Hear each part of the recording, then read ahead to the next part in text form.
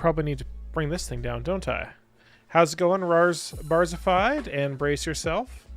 Yeah, I did go away for a little while there. I went away for, pretty much a month. I was off in the Reno Air Races, doing my Reno thing, as I do every year about this time. So that kind of took away a bunch of time. I was kind of participating in some things, but not everything. So, it was a ton of fun out there, though. But saving for the Discord one-on-one, yeah. Well, I'm trying to figure out the YouTube side of things as well. Want follow bots banned or ignored? Doesn't really matter, I guess. Holy crap, there's a bunch of them, isn't there? 5 minutes. Wow. Yeah, you can ban them. They don't really do a whole lot, but 1.2k, nice. Yeah, they're popping up on screen there too, aren't they? Yeah. I should program the bot for that. See, I'm trying to move over to YouTube because the big thing is if I get I need 1,000 followers and was it 4,000 watch hours on YouTube, and then it'll monetize there. So it's I'd rather be streaming on YouTube, seeing how things kind of go around there, because they kind of I think have a nicer setup for streaming. But Twitch also has, the community, and that's kind of the big issue is that Twitch has where all the people are, but YouTube is where other things can grow. So hoping to put a lot more content onto YouTube and maybe get some cross-pollination there. Keyframe interval set too high. Interesting. That is interesting. I'm getting that on both of settings. Stream, obviously I can't really do a whole lot. Rate control. Constant bit rate. Seconds is auto. Well, I need to set that for like 2. Can I hop in a 787? I could hop in a 787. But what I want to first do is if you type in, I guess if you're on Twitch, you can type in Discord. And I did release on there the beta version 3 of the Cassette Racer. So I'm just going over into Reno right now, runway number 8 of the Reno State Airport. We'll play around on that, and then we'll hop over into 787 right afterwards.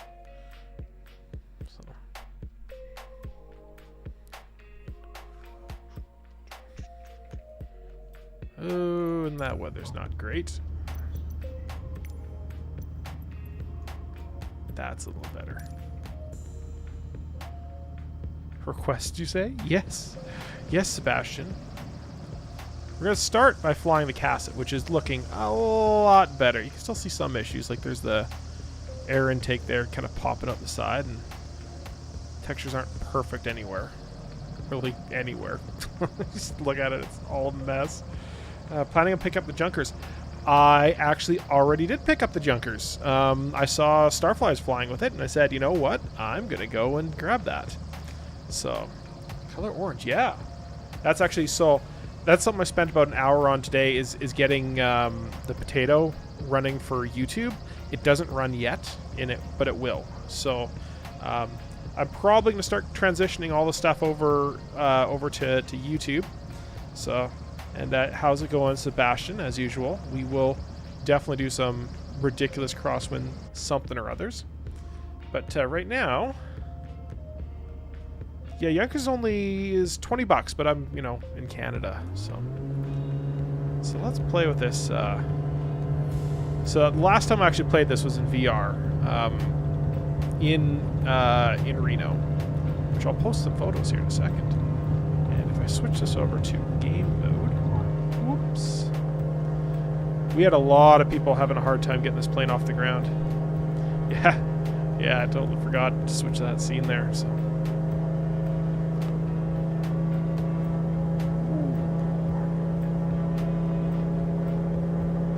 So I haven't loaded the sounds in yet, which is a little unfortunate, but I spent a bunch of time looking into it, and I was just like, I do not have the time to figure this out yet. So we spent a bunch of time recording the actual sounds of the plane, the race plane, and I just haven't loaded those sound effects in. But this plane is pretty accurate the way it actually flies.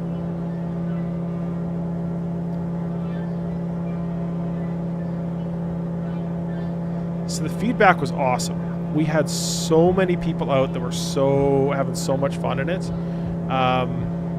We had some biplane guys in. The official word from people who actually race biplanes in Reno is that the biplane, the pit special in Microsoft Flight Sim is utter garbage. Like it's like an interpretive dance of an actual airplane. So not great, but that's okay. They did like the Casset. We had a bunch of pilots flying the Casset. I had an F-18 pilot flying the Casset. I got a sport class girl. She was flying it. She's actually a very, very well-known pilot. I had the youngest pilot to go transcontinental. She flew it as well. So to get a license to fly an airplane, you have to go through a whole bunch of process. But there's an age limit. I think it's like 16 for solo, or is it 15 for solo in a powered airplane? However, for a glider, it's 14. So you can be 14 years old, have a solo certificate, and then as long as an instructor signs you off every flight, you're good to go. Well, obviously a glider is, I think it's older. I think you can get your license at 16. But I guess it kind of depends on jurisdiction. So the girl, she was 14 years old. She had a motor glider given to her, and she flew all the way across America in this motor glider with her dad signing her off before every flight. So she was the youngest person to fly transcontinental in an airplane, and just because it was a motor glider. So it was pretty sweet. I was pretty impressed by that. So she really enjoyed that. CD didn't get in it. He is way taller than I thought he was going to be. So Jane did get in it though. So Jane had some fun and played around. She did really well, actually. There's some people. There was like we had genuine world champion Casset pilots unable to take the plane off from the sim, whereas other guys were having no problem with it. So how's it going? That one guy I know, it's going pretty good here. We're just playing with the Casset. So normally we would do that push. Would do the pull. Ooh, I just stalled the engine. That's not a good thing. That's okay, because I have a starter. There we go. Engine started. Thank you, iPad. My flight to and from there. Thank you for the follow, Cathbeck. I didn't fly there. I actually drove. Which was definitely the right choice. But we had some more pilots. So the actual pilot and owner of this plane that we're flying. Oh, that's weird. Well, I made some changes to the model today, and I didn't realize I've got a new hole in the ground in the floor. That's wonderful. So the pilot and owner of this plane, he was almost not able to get into the. Well, we just hurt ourselves. He wasn't able to get in across the border initially, so he spent like 2 hours trying to get in across. Me, because I had a press pass, all I did is say, so I pulled up to the gate, or pull up to the window, and the guy goes, so come to America? Yeah. Where are you headed to? I'm headed to Reno for the air races. I've got a press pass. And he goes, oh, do you have proof of that? So I pull up my little thing and proof of my press pass, and he goes, excellent. Sorry I had to ask all those questions, right? It's we just had to make sure. There's a lot of people trying to get across, and the border's not really open right now except for business, and have a good time. I was there for less than 2 minutes, just right on through. I didn't have to get any tests. I didn't have to prove I was vaccinated. Nothing. Absolutely nothing. Whereas the team, who's actually, you know, the team I'm going more or less to do a bunch of press stuff with, they almost couldn't get in. It was so bad because they're like, well, if you flew across, it wouldn't be an issue, but driving across, that's where your problem is. It's like, okay, well, it's like if we put the plane together, because they'd crossed at Coots and U.S. Customs, coming in U.S. Customs. So we were at Coots, and they said, okay, if we put the plane together, take off at the airport, which straddles the border. If they take off at the airport, do a lap, and then land, will you let us in? And like, yeah, we'll let you in. It's like, so we could spend like 2 hours putting together and safing this plane to take off, land, and then just take it apart again. They're like, yeah. It's like, and what agent would be there? It's like, it'd be the same agent. He'd just walk over there. It's like, are you kidding me? It's like, yeah, we don't really make the rules. So the other option was they could have done a power of attorney for the airplane and the trailer and had the American they were driving with drive across. And then they would charter an airplane for like $2,000 a person to just fly across there. So, yeah, it was a kind of a nightmare. It was down for like 3.5 hours. VATSIM, yeah. Yeah, I haven't done anything with VATSIM there, so, and well, at least not in a while. I'm gonna kill Discord so it doesn't, you know, kill me again. Discord quit, but I think if I do, what is it? Exclamation mark YouTube. There we go. So I am trying to move everything over to the YouTube side of things. Let's go ahead and hit a subscribe on that or whatnot. We're going to be posting a lot more video. I've got a whole bunch that I haven't processed from Reno. Oh, nice. It literally just posted the same thing a second time.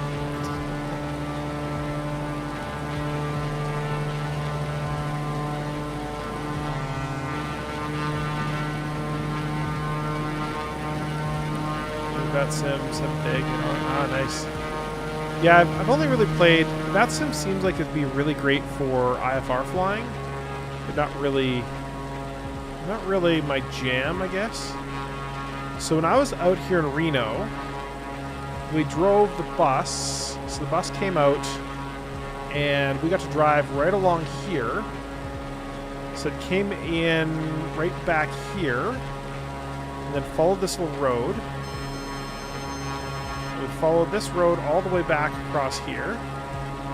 It gets fairly actually precarious over here. You can't really tell because the jump is not quite in the right place. And we were... yeah, so this is the road right here. So we were parked on the bus right here. So right at this intersection, a little bit past the intersection there. And we watched the planes going right over our head at like 200 miles an hour. That's just the F1 guys. Then we moved up over here.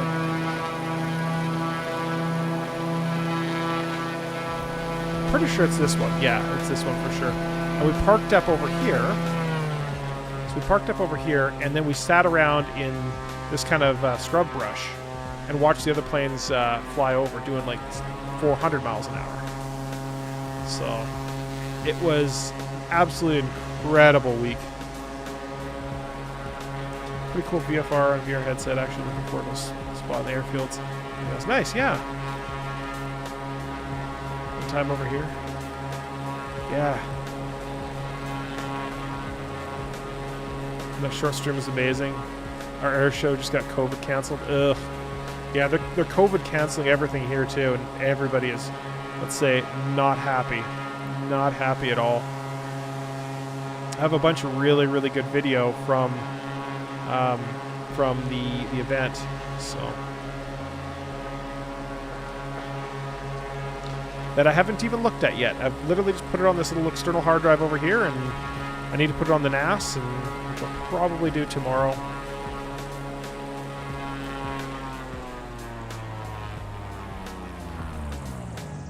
So, in any case, Reno was just oodles of fun. Getting back sucked, though. So, The rest of the team, they all kind of scheduled off because they went down to California and then drove back. So they had to pick up an airplane. And when they're picking up that airplane, they decided to come back the kind of more direct way. So I went to, so they all went to CVS to get their COVID test because they had to get a PCR test. And they did it in like Salt Lake City, and they had it within 24 hours. So just as they were kind of going across the border, they were getting the test back, and it was kind of no problem. For me, I went to a Walgreens, and I didn't know this, but apparently you don't have to pay for healthcare in America because I didn't have to pay for the PCR test. So I'm coming back, and I get it on Wednesday at like noon, and in the afternoon, so I start driving. I get to Washington, and then I keep going north, and I get really close to the border, like really, really close. And so I'm driving all the way up, and it's been like 36 hours at this point or something like that. And actually not 36, probably like 32 hours. And I'm like right next to the border. I haven't got the test yet. It's not coming. And I just, all right, fine. So I turn around, I go find myself a hotel. Like all the hotels are like dirty expensive while people are waiting, because people getting turned away at the border all the time. So I get back, I get in the hotel, I open myself a beer, grab myself a Subway sandwich, and just start eating. And I'm complaining to my friend on the phone, and suddenly I get a bing, and I look, and the test is there. It's like, at this point, it's like 7:30, 8 o'clock at night. I'm like, I got another 2 hours, and then I'm back to my parents in Kelowna. So I book it out of there, still had to pay for the hotel, but yeah. It's like one of those, treated like a criminal to get into your own damn country. If I didn't have that test, they would have charged me $5,000. So, yeah. If you ever felt like your country doesn't want you, become a Canadian citizen, and then you will feel that.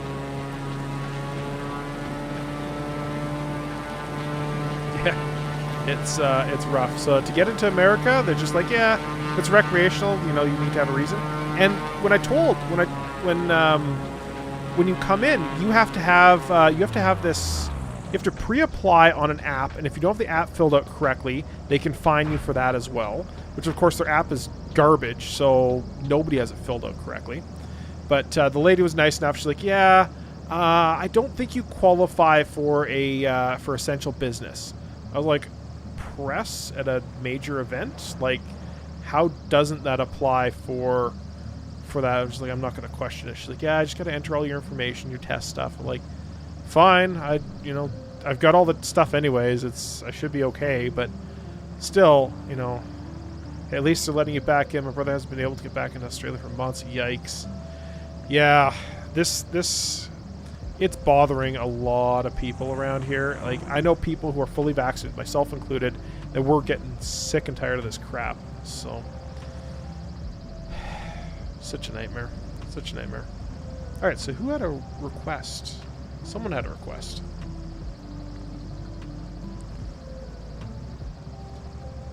Someone said, hop it to 787?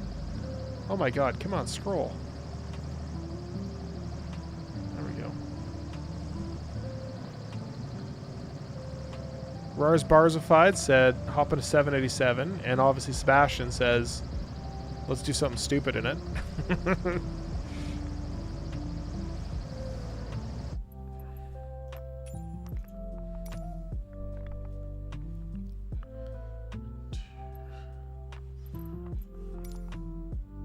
Maybe we should do the Yunkers. Because I haven't tried it yet. I haven't even loaded it in yet.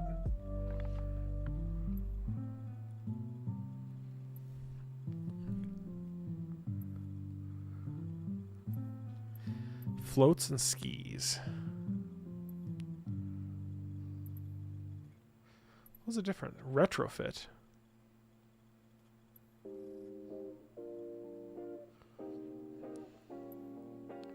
Cut my wisdom teeth out today. Ouch, that sucks. I've had now how far do you want to take the requests?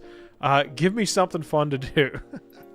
Yeah, I had my wisdom teeth pulled when I was 16, 17. Apparently, I was incredibly loopy and making funny jokes, and the nurse is just like, I've never seen somebody just funny as you. Obviously, you haven't lived very long then. Ah, more modern nav gear. So cheating.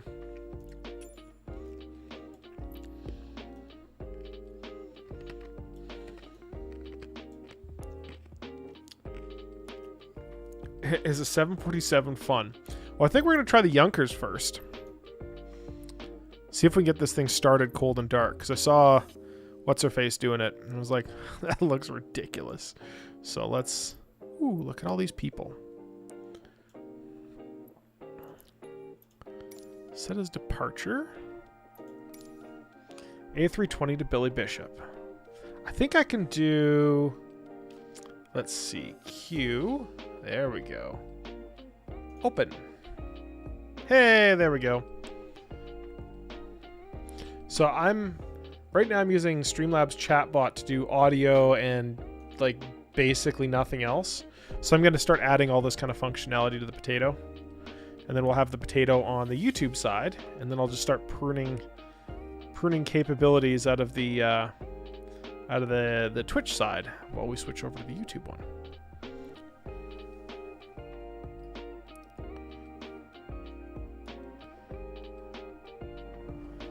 Alright, so let's get this bad boy in the air.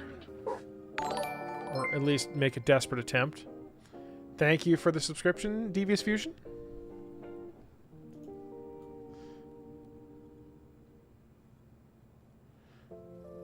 Nice. I do have the Japan World update, yeah. Can't wait to get the game finally soon. Yeah, the game is a ton of fun. Really? So, like, if I go around like this and press forward, it doesn't reset my view anymore. But then if I go like these are just like temporary. How wonderful. General options. I think it's under camera. Zoom function. Smart camera.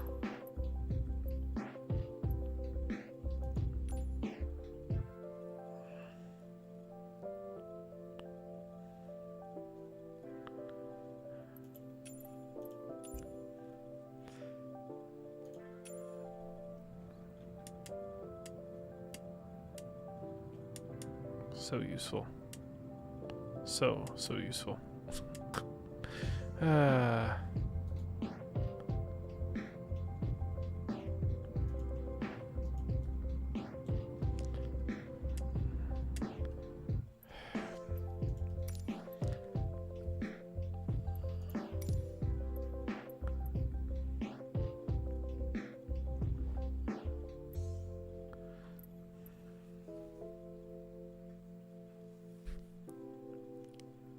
Instrument, there we go. Toggle.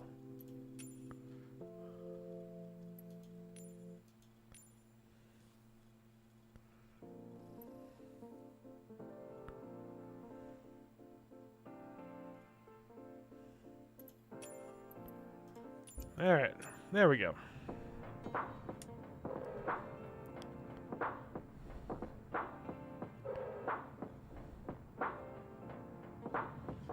I think I'm gonna need that on. Just from seeing all this stuff. That's a little better. So these are mixture, those are throttle, that's fuel selector. All left, right, fire extinguishers, magnetos.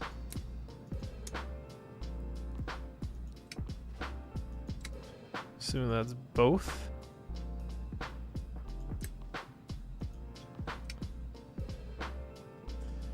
Okay, starter. So let's do fuel lubricant supply.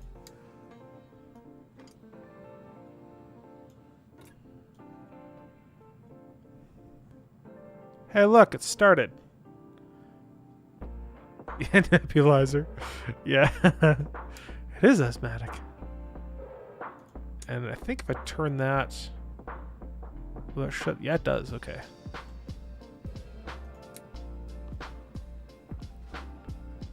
Think.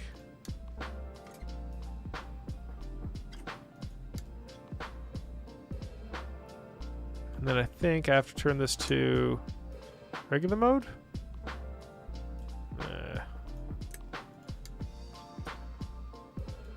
And then kick that over to regular. Nope. Is that running? Hey, Joy Bolo, how's it going? We are trying to figure out how to start this thing, and I think we're pretty close.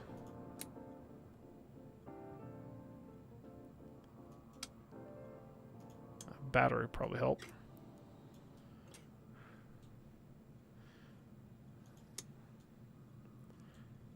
Do I have to advance the throttle at all?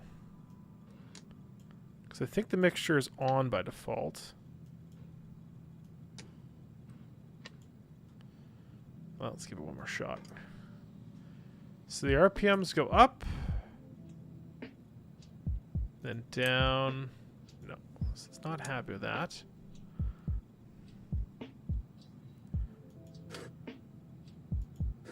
I think fuel selector should be on.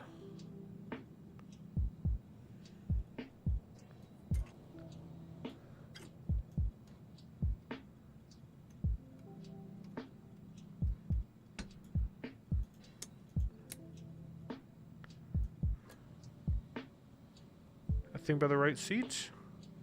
Oh yeah, there is a wobble pump. There we go.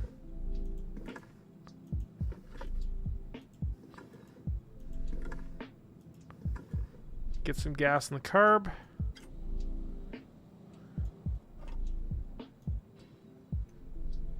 Come on, catch. No, it's not liking that.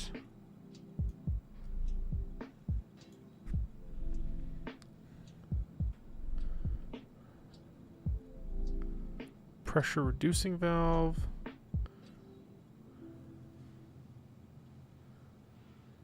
Injection. Zoo. I think Zoo is on. Negative Ghost Rider. Just push it and let it clutch. It'll start. No idea what it does other than pump fuel. Yeah, so the wobble pump, it pumps fuel into the carburetor. I do remember that.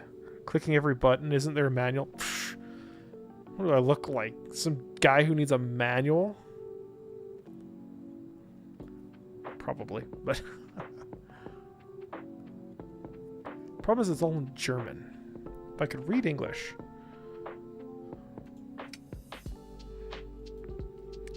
The nebulizer.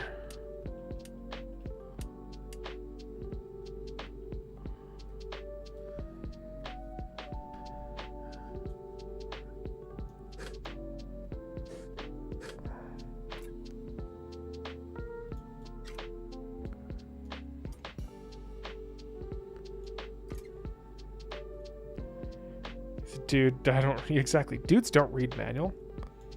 I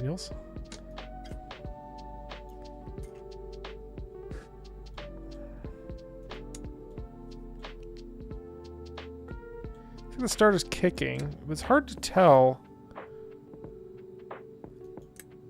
Does that need to be in? That needs to be in.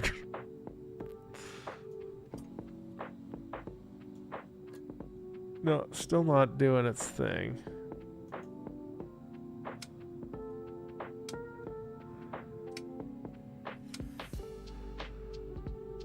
Hi, Zoe.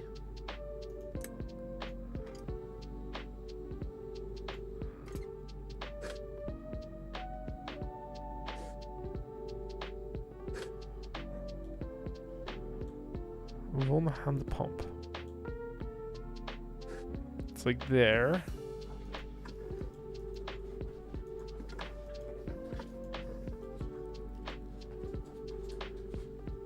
Mixture. Hey, Dirty. We're trying to figure out how to start this thing. So far, it's not doing all that well.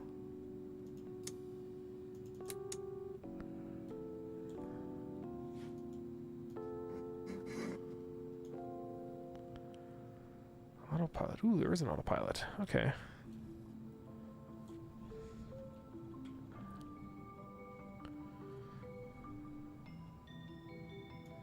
You know what? I bet these need to be up. Or... I think Zoo is on. And Auf. No, Auf is on.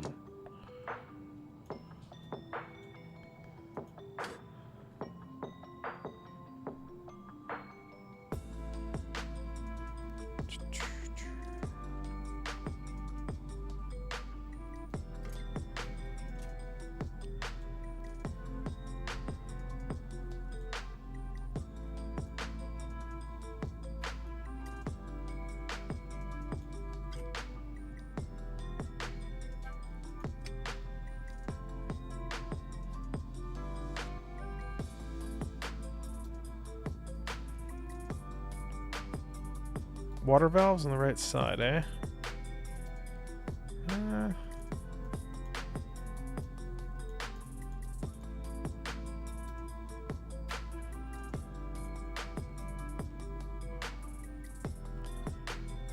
Well, we'll see.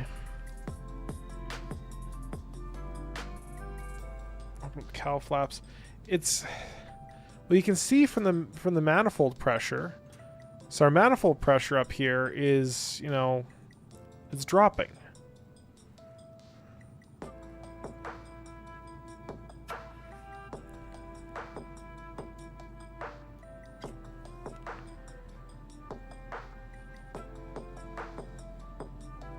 At least I'm assuming that's the manifold pressure.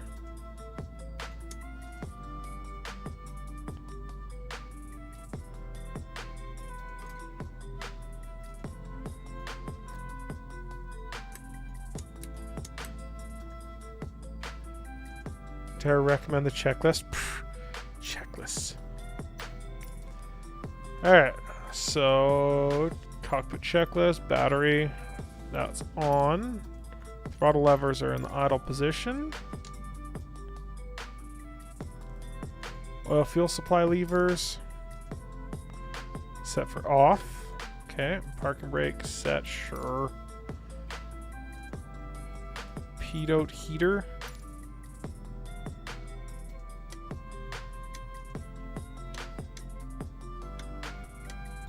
Sure.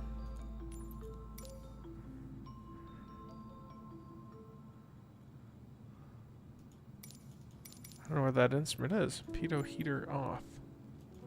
Oh, and then you turn it back on. Okay, whatever. Flight controls free and click. Okay, before starting engine, fuel tank selector set for both, which I'm assuming is probably right in the middle. Links right. Sure. Fuel quantity. Oh, that's cool. Oil quantity. That's for people who like getting out of their airplanes. Altimeters. Or man, we figured this out the hard way. Still have to work a few hours, yeah. Finally opens a manual, yeah. Starter master. Okay, so that's on. Primer.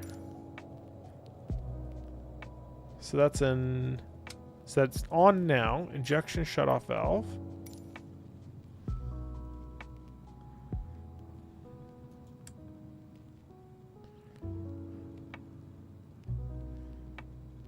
Okay, that's probably it then. Fuel wobble pump open. That's probably... Starting engine number 3.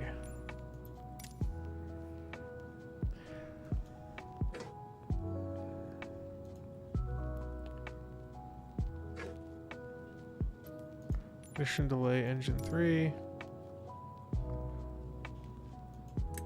Spot. Cap open. It's gonna be set to both. I think the middle is both. Set that to rich.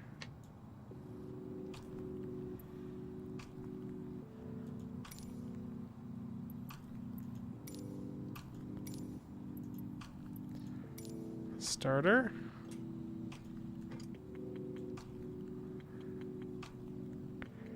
Nope, still doesn't like it.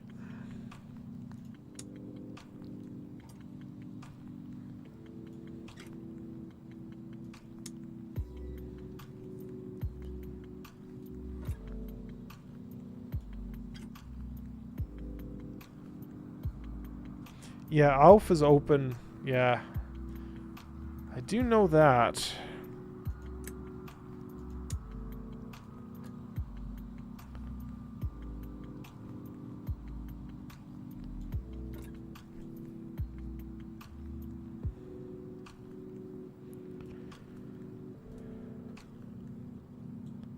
Let's try the wobble pump being the other way.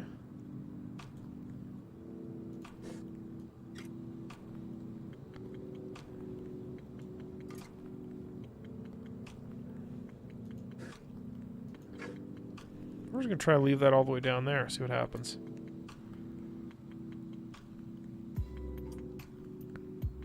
No, it's not liking that.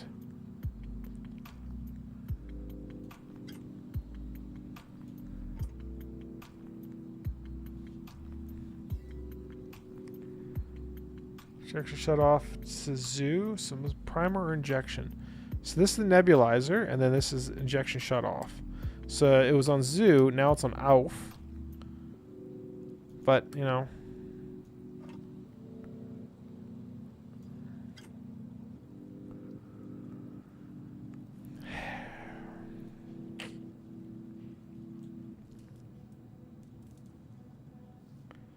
I think injection is on Zoo. So right now it's on Zoo, now it's on ALF.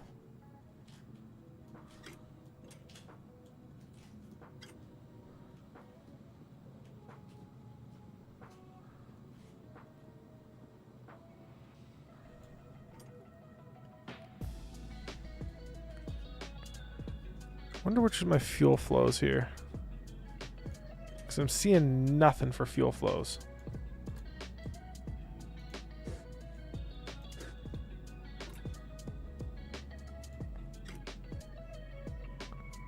It's like a fuel flow there.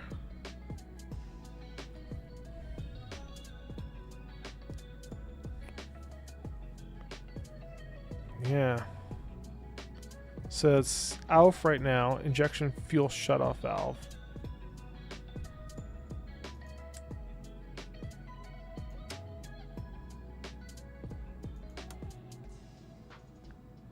Let's try a couple of these.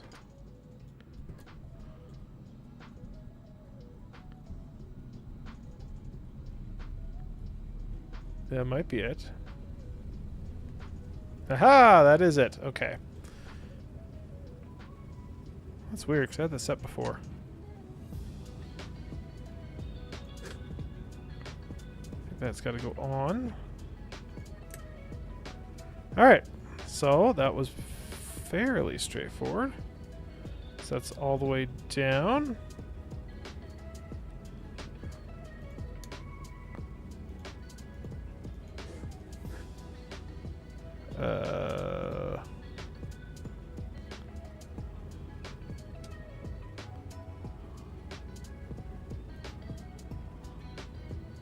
Come on.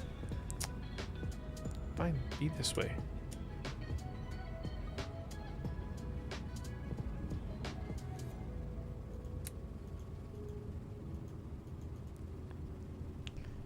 That was straightforward. Yeah. Well, I had that set before is the problem, so... Oh my god. Come on, Meg.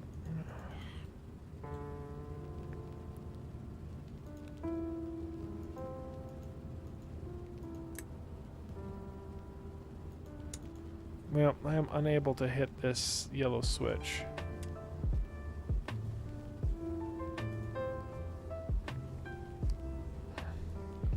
Out of the way. Come on, give me a better angle on this stupid thing.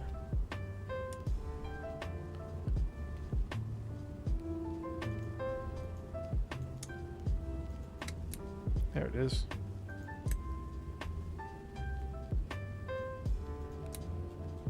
Okay.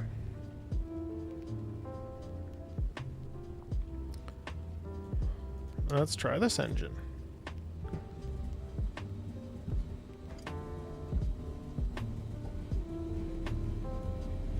Oh shit. Parking brake.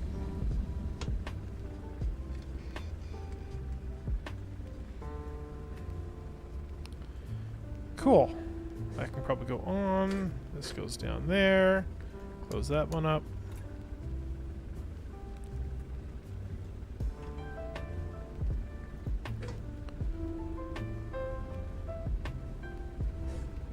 Alright.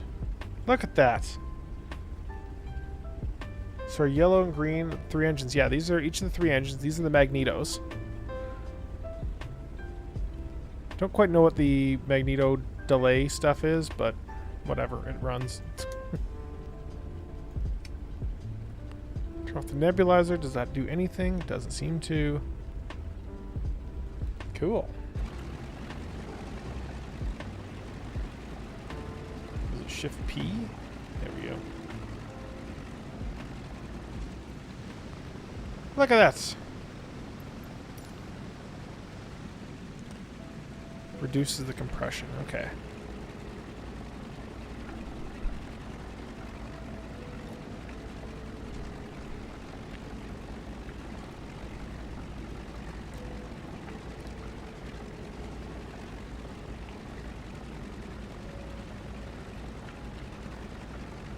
Back to work. Yep. Have fun. Have fun, Piper. Actually started applying for jobs here too. You know, I'm gonna lock this back because I don't need that. B squad. Where? Oh yeah, he's over there. I see him. In a 117.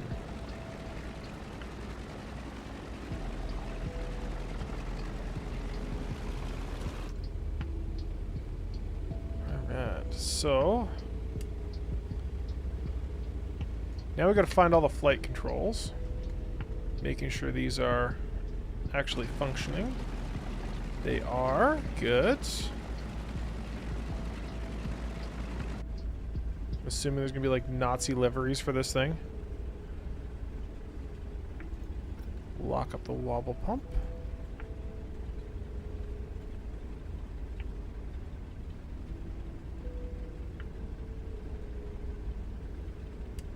Zoe, we know.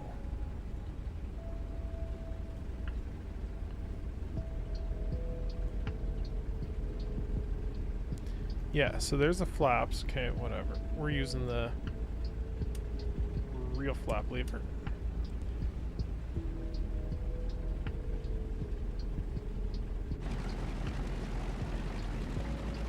That's better. Hey, Arctic how's it going? Did you ever get to what do you call it? Flight Sim Expo, FS Expo? I decided not to go. I was just like, you know, I am too beat, too dead. I'm getting out of here. Ah, nice. Yeah, it was kind of wish I would have gone, but yeah, it's just too busy with stuff. We're building 3 new airplanes. 3 new airplanes.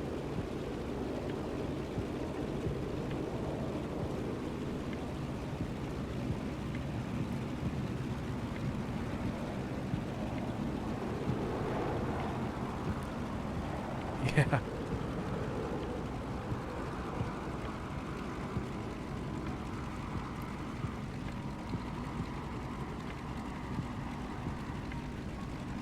I really need to figure out this chat stuff here.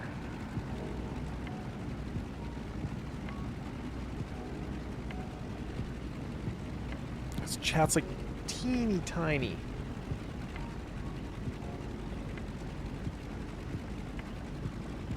If I go here, Twitch.tv.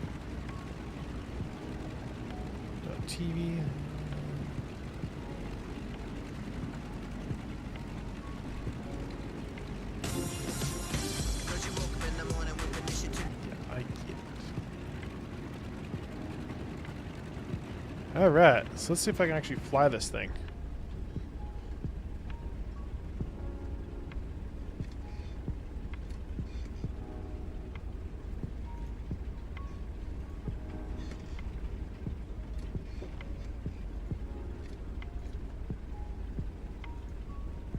Is there like a pop-out mode?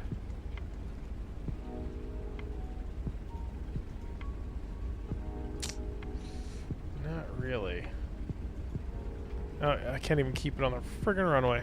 That's what happens when I need to pay attention. Well, turn and slip works. That's nice.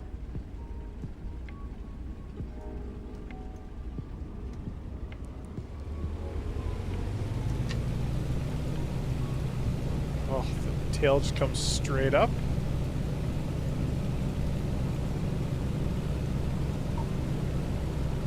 It's like a stall plane.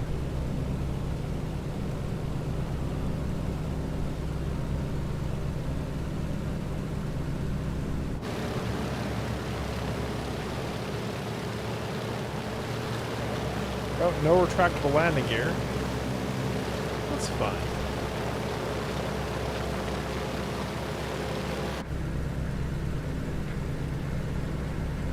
Head to bed. Ah, alright, Sebastian. Sorry we couldn't, you know, crash some airplanes for you.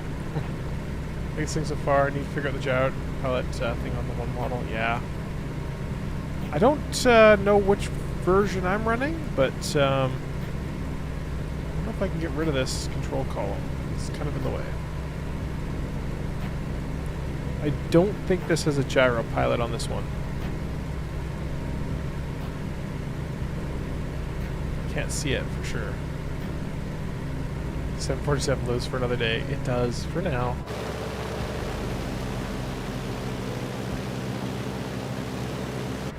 You know, this thing like takes off and lands like so slow. I bet this thing is like easy to land.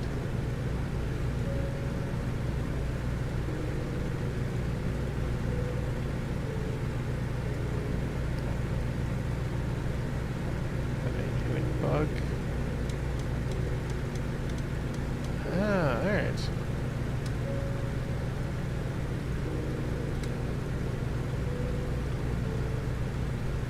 Has nav but no gyro throttle gyro thing. But no nav, I think. This one has gyro thing, but oh, so this okay. I have no idea how to even I have no idea how I would even turn it on. I can't find a switch that would do it.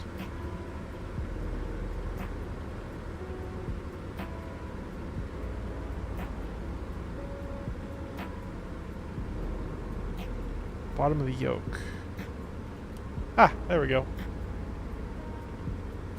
Anti-ice autopilot. Oh shit. Oh shit.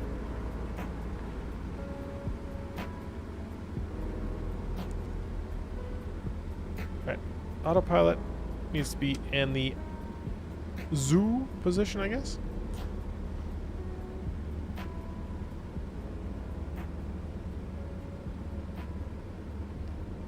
There we go. Should be behind there. Yeah. Throwing around all these technical terms. Jesus, this thing like... Oh, you know what? I need flaps.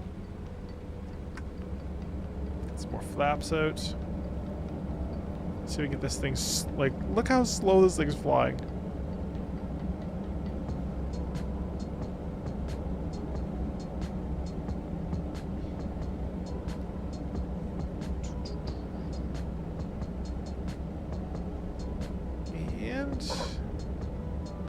Damn.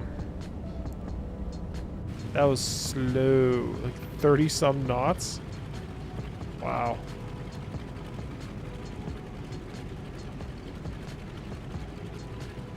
Yeah, this plane flies like a stall plane. I'm told that the what do you call it? It's an Antonov. It's like an AN2 or something. Flies like really, really well. Flaperons. It doesn't have flaperons. It's just got slatted flaps.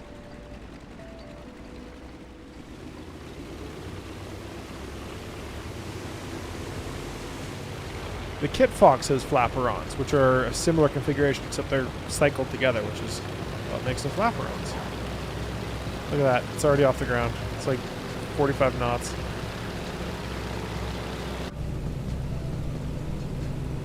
Alright, so let's see if we can figure this thing out.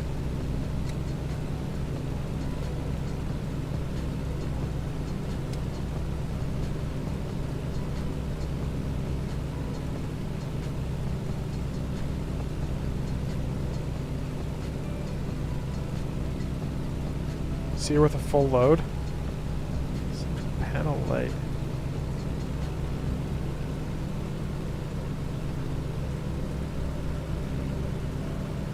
I wonder if this will do it. Roll back out.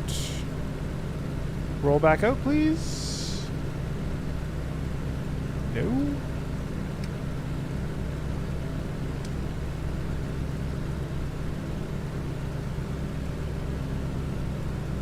Okay.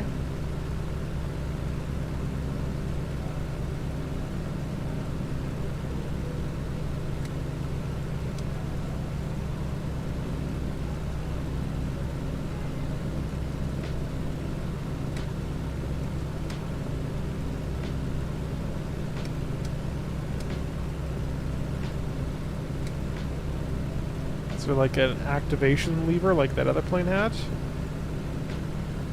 It's weird. Yeah, you don't even notice. The thing just flies well.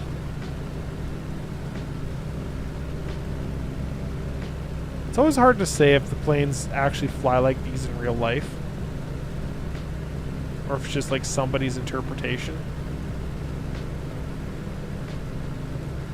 So that's the thing with a lot of the flight sim models is that it's oftentimes an interpretation by somebody who's never actually flown the plane. And they're just like, I'm never going to get to fly it, so I'm just going to make a model, put in all the characteristics, and hope it flies like the real thing. Which, you know, good enough, but...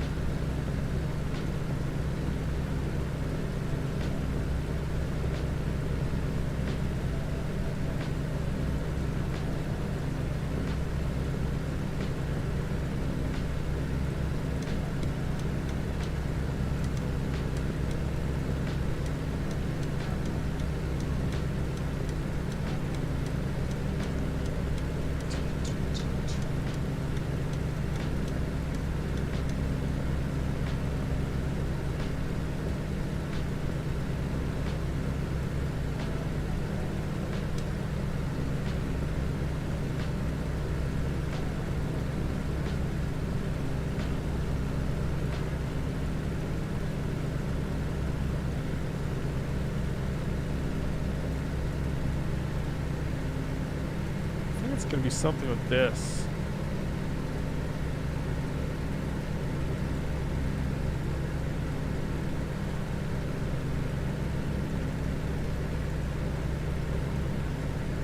I think it's just not powered up.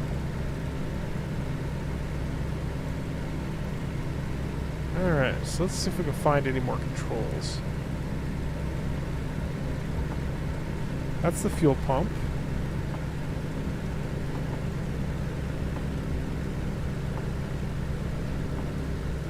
Oh god, I've actually seen one of these in real life.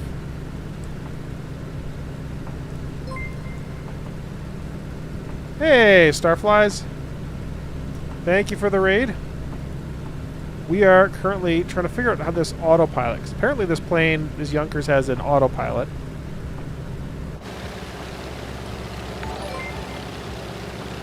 Hello, hello. Thanks for the sub, CD. And you get to see an airplane crash into the screen. I love that. So,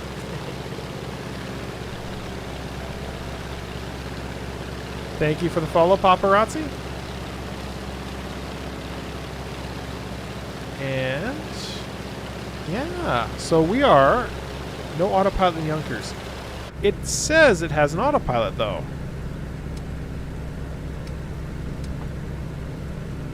So I think that's off, and I think that's on, and then this is telling me that I'm off track.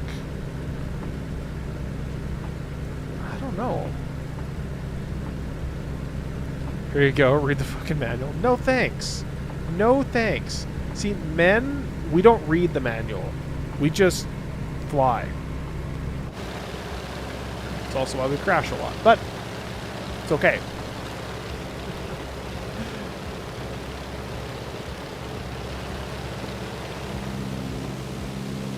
This plane is like a stall plane. So, for those people who came in think it's just an altitude hold and heading device. Yeah, it's a gyro pilot, so that should be about. Any trouble crossing the border? I wouldn't say trouble, but it was problematic getting across, having to get the PCR test and waiting for the PCR test, and lady's like, well, you don't really have a legitimate reason, but you've got all your tests anyway, so we have to let you back into the country. I'm like, are you kidding me? You ever feel like your country doesn't want you? Like, Christ. Just fly exactly how I roll. Yeah. So, for those that don't know, me and CD, we actually met down in Reno, which is where I was. I was actually building a flight simulator for the Reno Air Races. And if you actually check my Discord, so let's go Discord. Oh, that's the Russian keyboard. There we go. So if you hop on there, you'll actually see under the releases section there is a Cassette Racer beta version 3. It's getting a lot better. It's starting to get all the little holes and stuff fixed. And yeah, we were actually flying that in Reno. Let me see if I know I definitely have some photos here. Some of the most ridiculous things that were going on there. Let me switch over to the iPad first mode. There we go. And I think I can probably still give it inset. No, I don't have an inset set up. But this is, I think that's Wasabi Knots. That's Elliot Seguin flying like right directly above our heads, which was absolutely incredible. Yeah, these are some of the sport class bronze and stuff, guys. Cruising through. I got most of my footage was done on my big cameras, which I still haven't even looked at the video yet. But like that's how close we were to the pylons. We were actually much closer than that earlier and later. But yeah, let's see if I got more footage. So there we go. Me and CD in front of the simulator there. So you can see the simulator is actually a Cassette cockpit, and you were actually able to sit in that and cruise around. So it was a ton of fun in that thing. The announcers were well, this might be one of my live streams. Yes, because this is one of the things that I really like that Facebook does. Is it actually records your live stream and lets you download it. I don't have sound on it though. So Twitch doesn't. Twitch was just having problems. But yeah. The Paradox, no wait. Paragon Dorks. So yeah. So we were announced heavily on the announcing on there. Kitplanes.com did an article about us. Fox Sports did an interview with us, with me specifically, about the whole thing. It was pretty amazing. Pretty absolutely amazing to be out there and to see that kind of stuff from that close a vantage point. So I was pretty excited. And yeah, it was just loads and loads of fun. Let me see what else we got.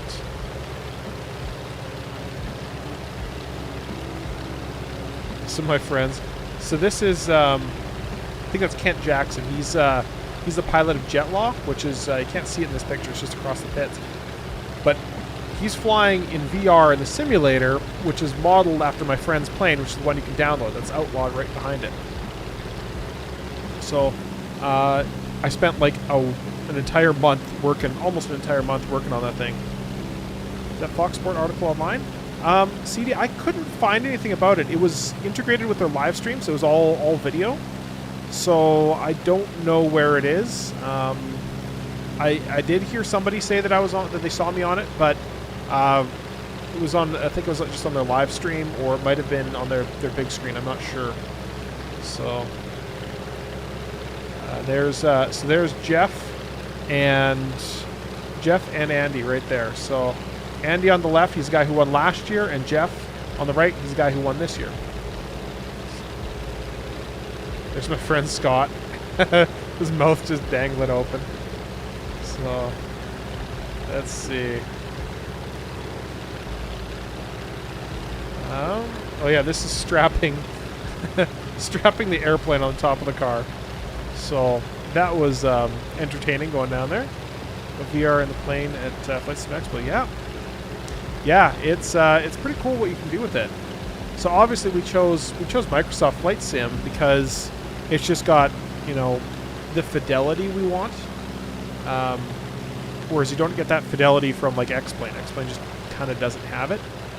So when we loaded it up, we wanted something where you could actually see people's houses, because part of what we're trying to do is trying to promote a lot more air racing, and there's going to be, when is it? I think it's November. We're doing a air race up, a demonstration air race here in Alberta, and we want to show people exactly what it's like to race an air race plane. And to do that in X-Plane meant we would have been spending, thanks for the follow, Whiskey Canuck. To do that in X-Plane, it would have meant we would have been spending a lot of time getting scenery in there, loading it all up. Whereas with Microsoft Flight Sim, all I do is just load in the pylons and I'm done. Everything is all handled for me. And you see everyone's houses. It just looks way, way, way better. So we wanted a way that was really going to be able to capture that. And yeah, Microsoft Flight Sim was really the only one to do it. Only one capable of doing it. Are both these runways closed now at Alameda? I think they are. This is where Mythbusters did a lot of their stuff.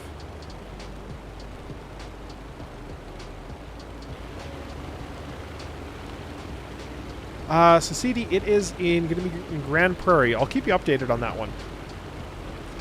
Knight, thanks for the raid, Starflies. Nuclear vessels. Take me to your nuclear vessels.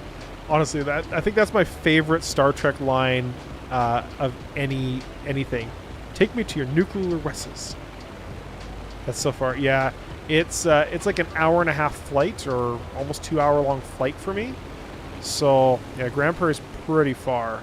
We're hoping to do one in Villeneuve maybe in the spring as well, or possibly even later in the year. So we'll see. So yeah. Dog's being a psychopath back there. Do I have dog cam? I might. Yeah, there it is. Dog cam.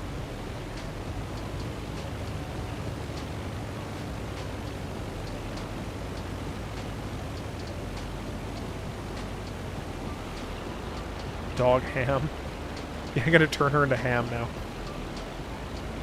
And she's gonna move right about. Yeah, she's actually been pretty good since I've gotten back. Let's see if I can land this thing.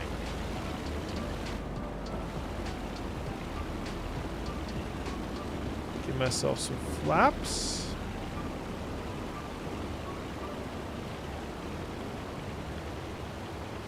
Trying to stream over to YouTube as well, so I do a lot of we're doing a whole lot more YouTube content. So we're actually building 3 separate airplanes right now, 2 Cassets and it's like a Monty motor glider, and yeah, dog cam. Yeah, exactly, just like Winglet. So yeah, so we're going to be doing a lot more video of that. I just received part of my 3D printer, so we're going to be 3D printing some parts for the airplanes, or at least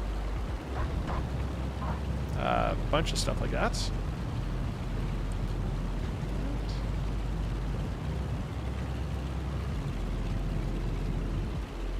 Oh, yeah, don't pull back on the stick. Fly it onto the ground. That's better. So this does way better at wheel landings than it does at... Oh, go over. There we go.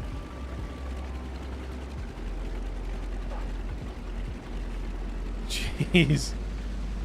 I bet if I stomp on the brakes, I get the tail to fly. Oh, you can. Look at that. It's gonna duck walk all day.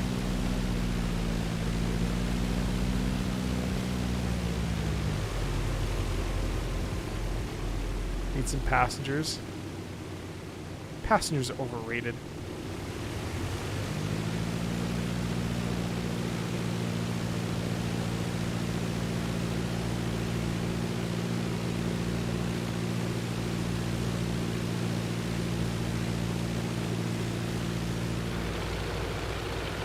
Nope, duck walk. Come on, duck walk. There we go. That's better.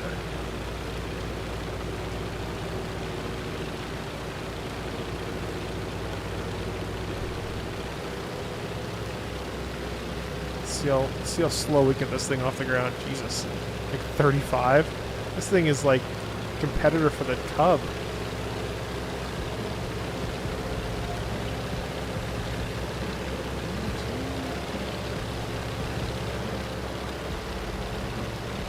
They start integrating a lot of the potato stuff into there. The YouTube side. I like YouTube too because it gives you the transcoding, which, you know, Twitch is, you know, iffy about. Well, it gave me transcoding today.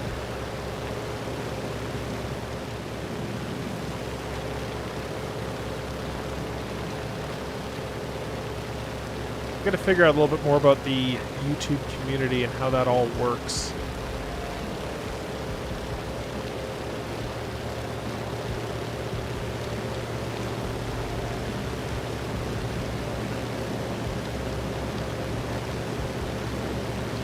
Maybe set up myself some overlays and stuff, and reminders that, yeah.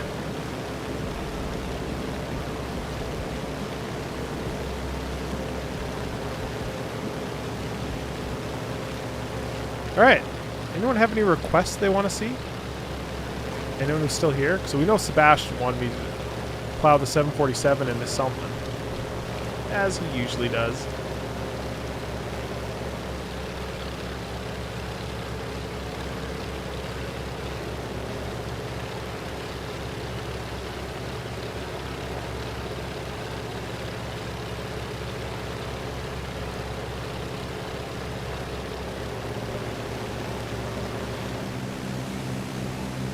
I know what we can do. Wrong window. That window.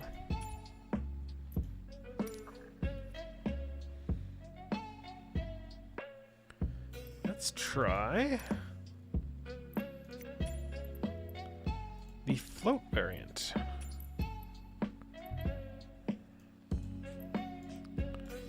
Where was there some float runways?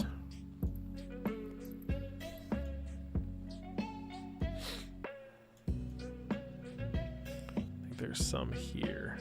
Yeah.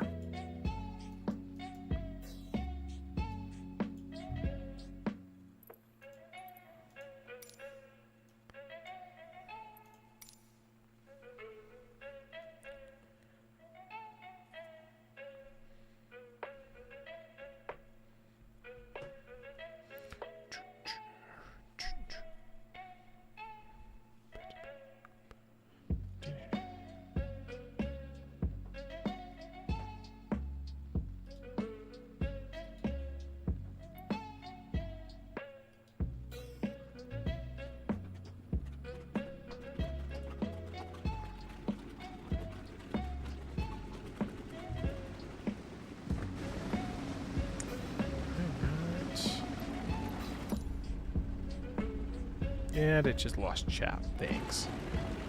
Alright. Still chat. Yeah, chat's still running over there. Good.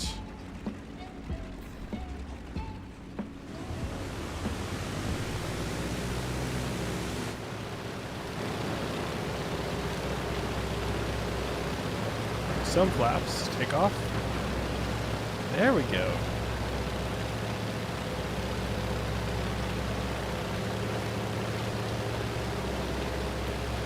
Streamer just realized it's my actual name. Really? Yep, that's yeah, well I guess that's kind of how YouTube goes, right?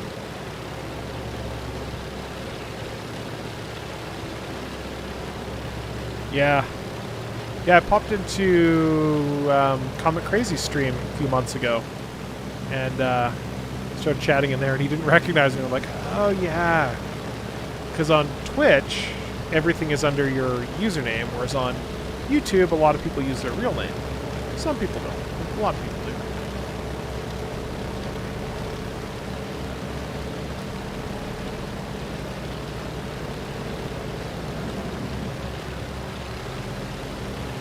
I love it. Look at this vertical water.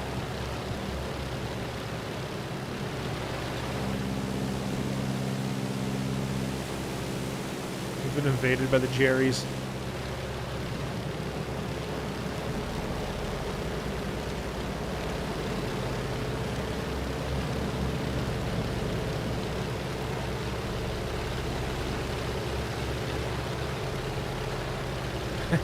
Just a random squall line. Yeah, hopefully on Thursday I'm going to get out in my plane and be able to do, what do you call it, do some float flying out there.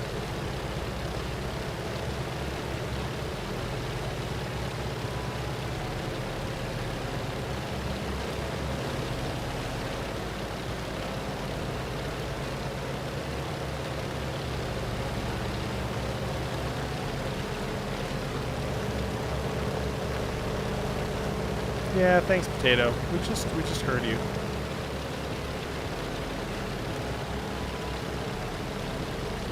Yeah, I just heard you too. Dog.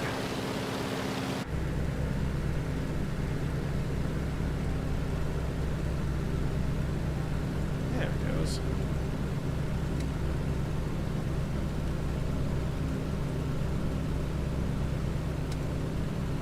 Oh, look at that. Now it's working.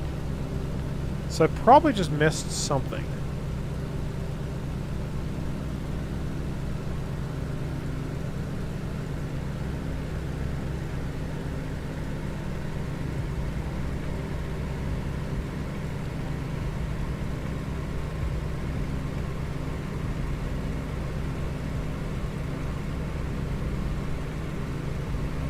So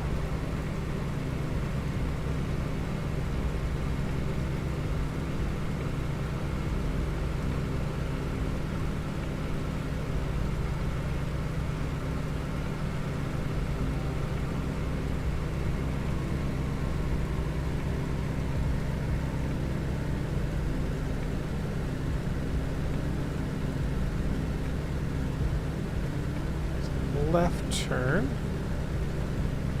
Now, how do we set our altitude?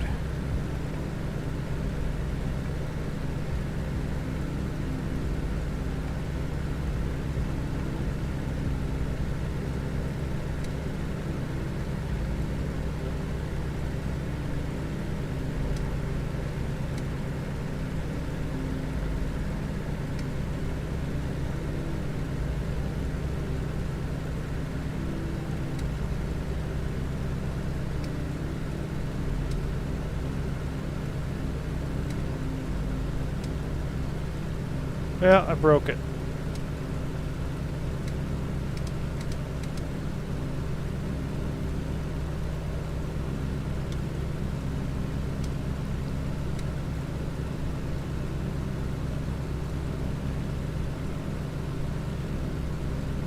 RVs, like Vans RVs? So I might actually have some insider information on that one. The answer is yes. There is a Vans RV coming.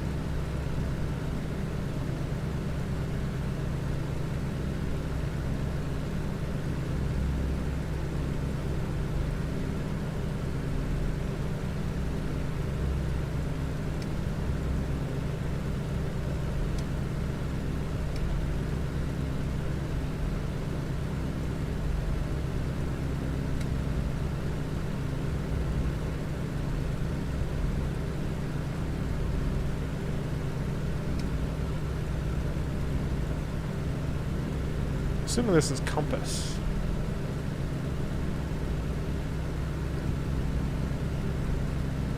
And I might actually be doing some work for the Vans RV company related to simulators. We're going to see how that all turns out, though.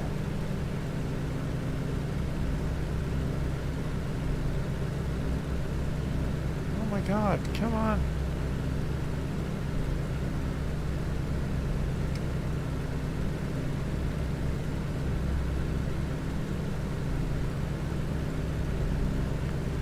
You know, I'm going to turn on SPAD next because it's going to give me some insider information on this damn thing.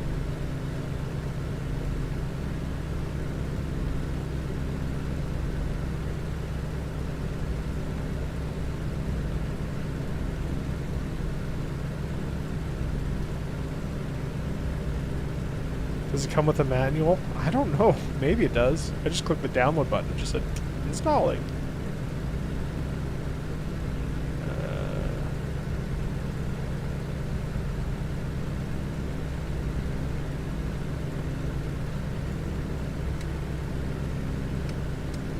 Well, none of these say that it's on.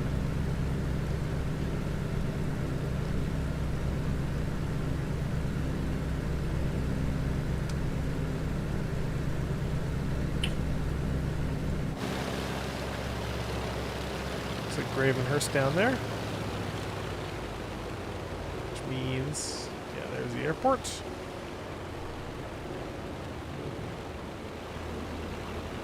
Let's see if we can land in this little bay right here. This will be a rough one.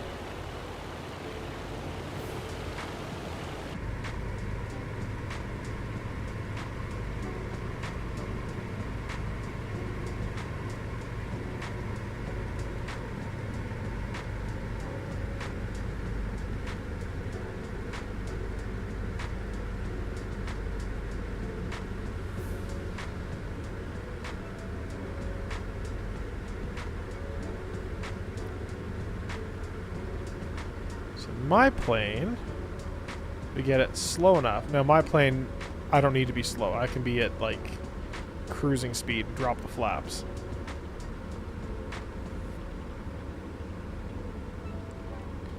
Okay.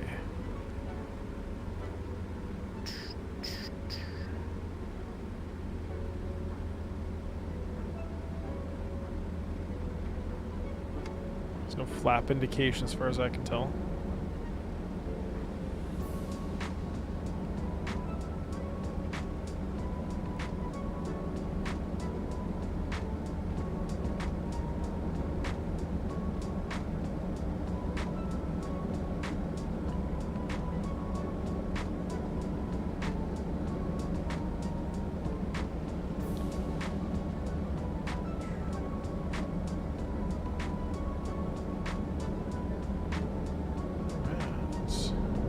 Oh, wow.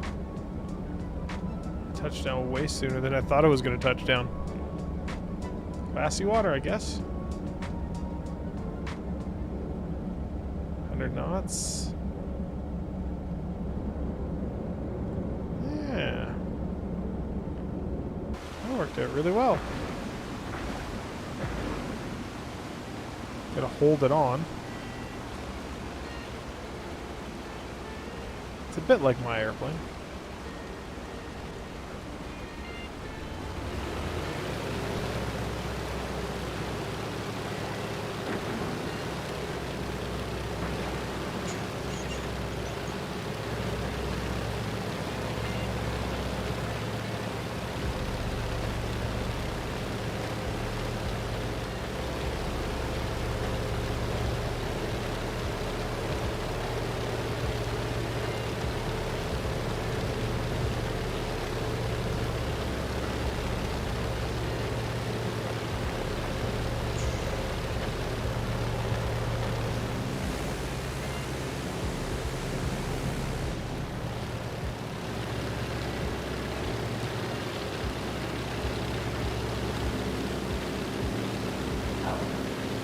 What other liveries they have for this thing?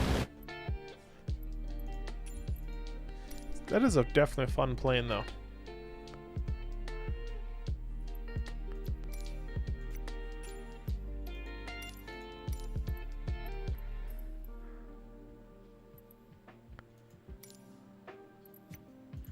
Wait, there's like a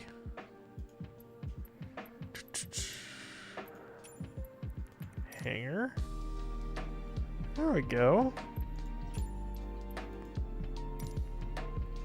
Jesus.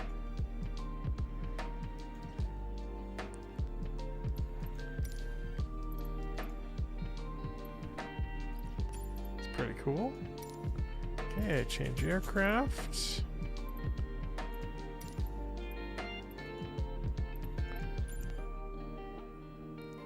Yeah, it's normal.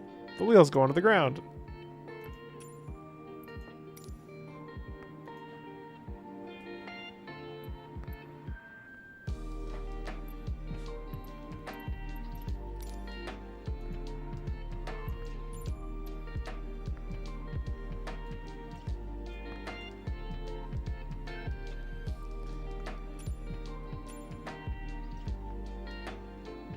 It's like a Buffalo Airways one.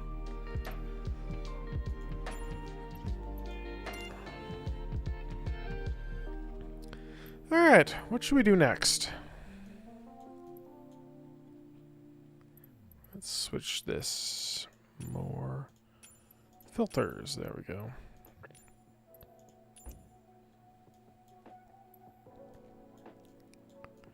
I kind of want to try some carrier landings. Oh, but that means I got to run that carrier software. I don't even remember where I put that.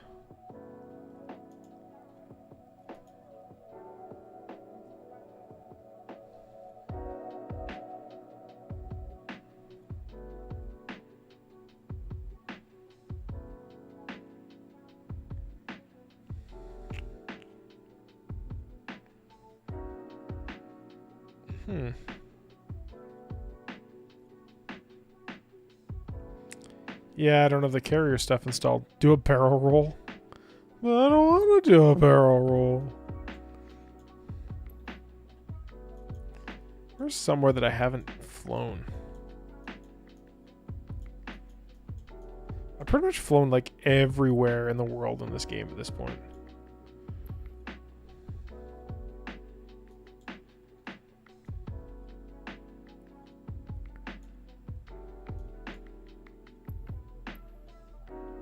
Asking for trouble zooming in on the map this bad.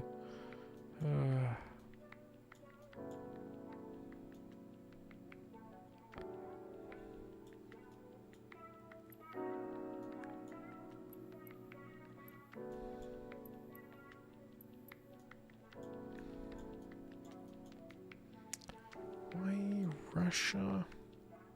There's a lot in Europe that I haven't seen. 172 across the Pacific. It's doable. You need Ox tanks. Probably not the most advisable thing. What do you want? Oh, did I forget to feed you? I think I forgot to feed the dog. A few streams back. EDGU. I have not. EDGU.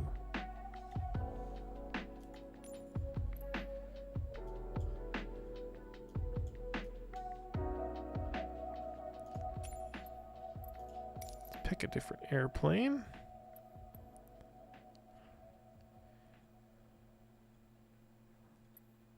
First time, pretty nice. Okay. Let's fly something ridiculous there. This isn't exactly ridiculous, but it's still fun. Rocketeer. All right. I'm going to be right back. I got to go feed the dog.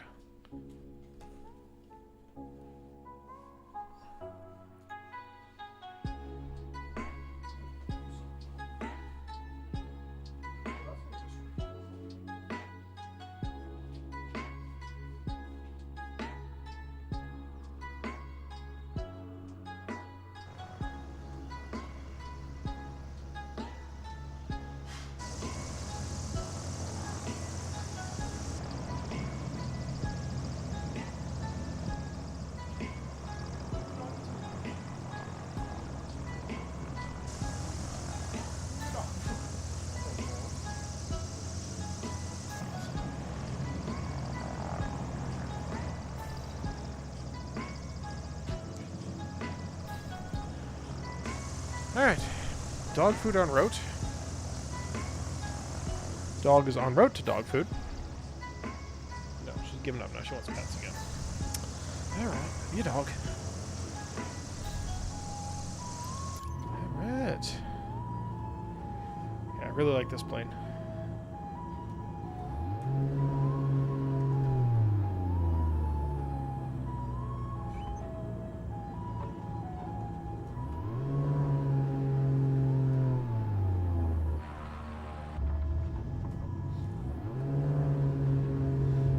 It's got a little more power than one would imagine, but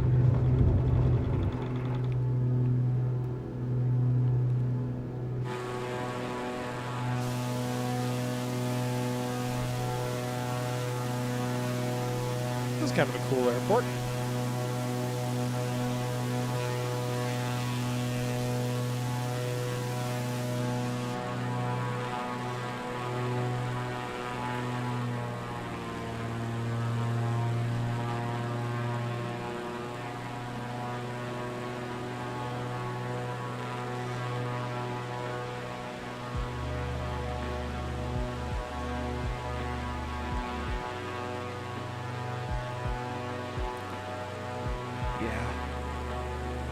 Yeah, they really do.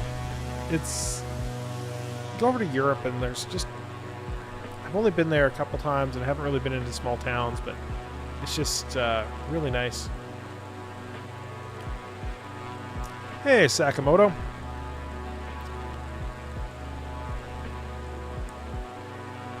Probably missed that because I haven't been watching that one that close. Haven't been watching the YouTube side of it.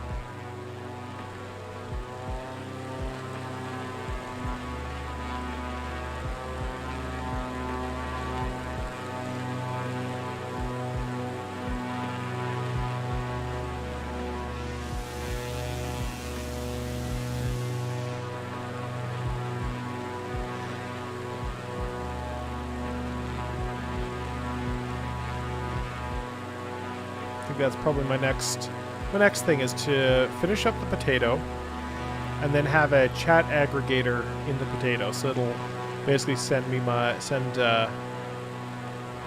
both Twitch and YouTube stuff into one active live chat.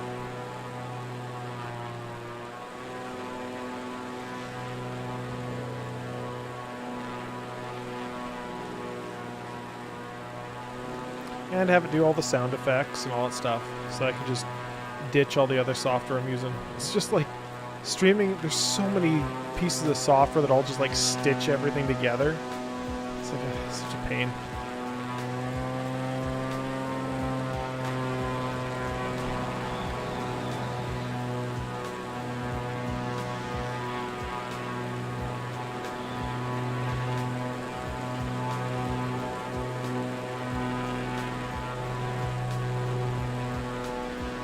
I really do like the smoke. I gotta figure out how to get that to work.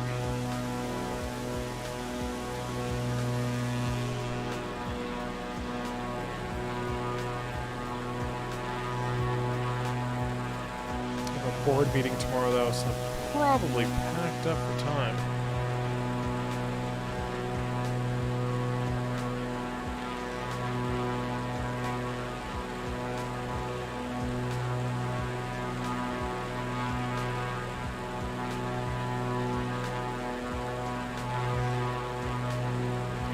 Flat spin. Depends on the airplane. Sometimes you can. Some airplanes you just can't. It's just not possible. We can give it a shot.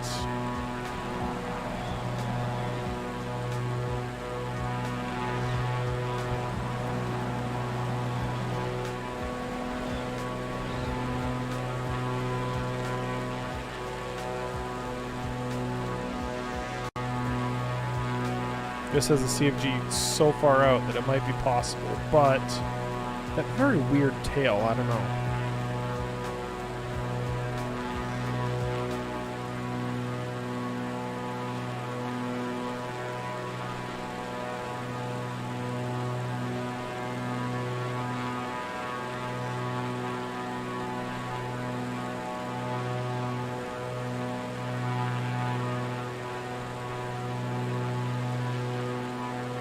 Ourselves some altitude.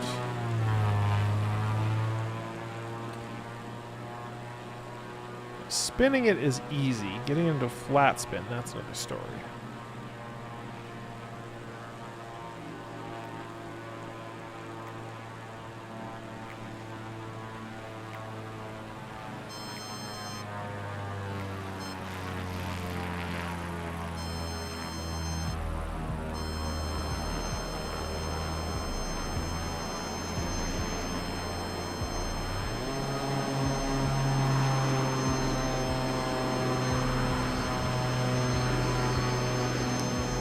That might be as far as we can get it in terms of flat spinning.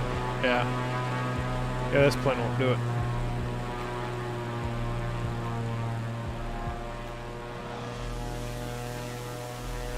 That's cool. That's really cool.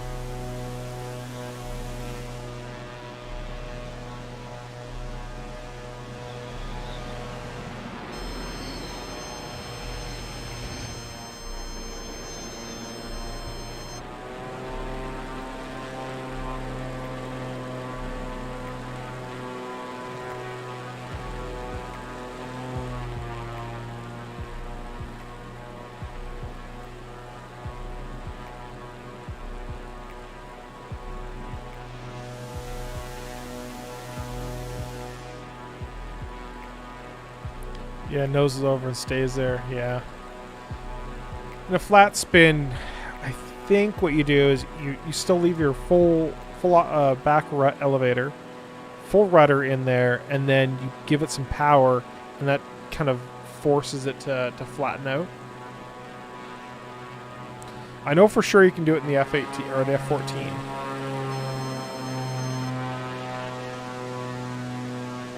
Let's see if this will hammerhead. And just at the top, and kick it over. Yep. I'm not great at it, but it'll do it.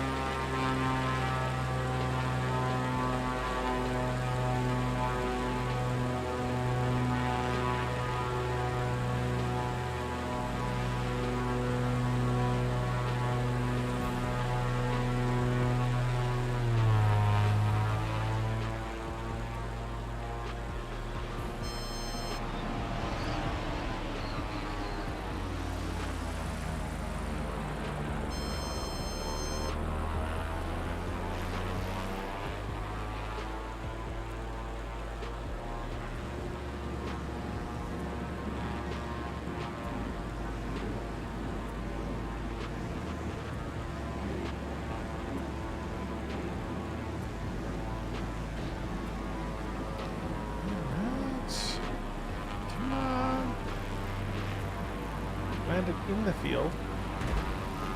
No. Oh, God. Well, we did.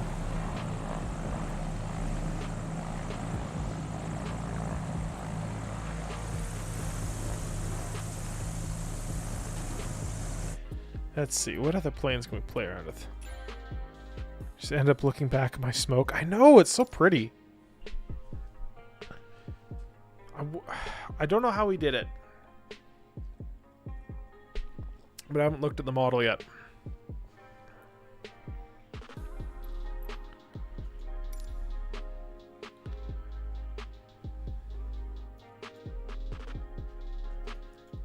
Frankfurt. I do believe I've flown out of here.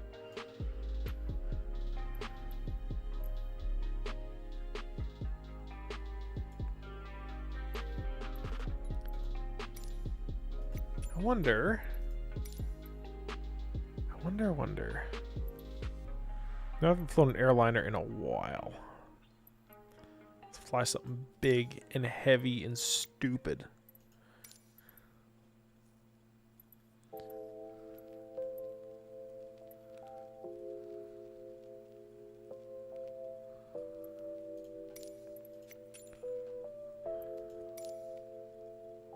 Oh, did I forget to cold and dark? I think I did.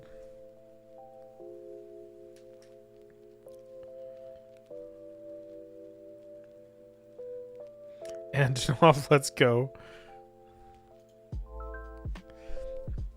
Which an Antonov, what, a 124 or a 224? Or is it 225? Or is the Antonov?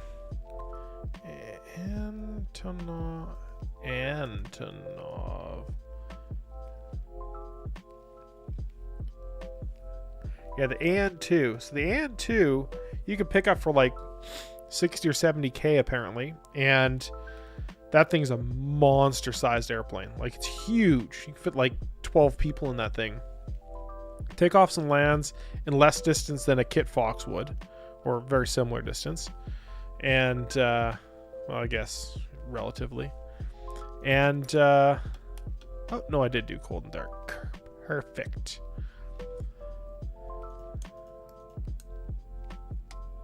Standby power. APU.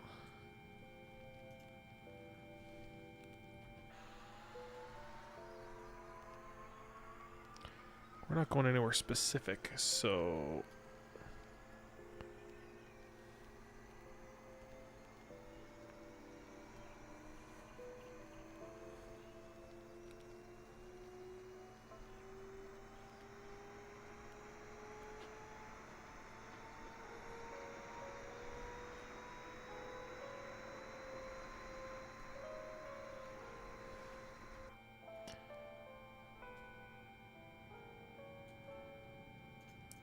turn on our fuel pumps.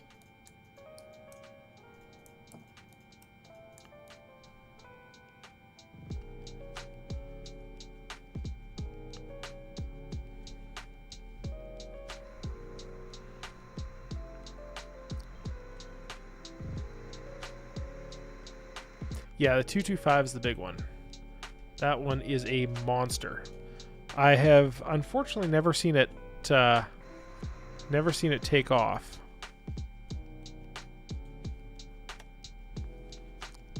But it has been here in town a couple times.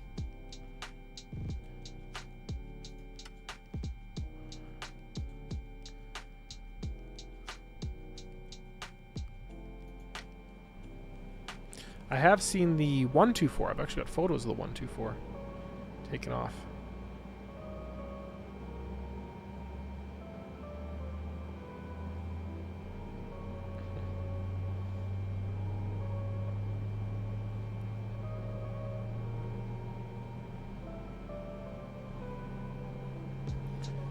Makes C-17 look like a Cessna. Yeah, basically. In Russia. In Soviet Russia, we make planes so big, nobody need them. I think they built a few 225s, but only one of them is flying.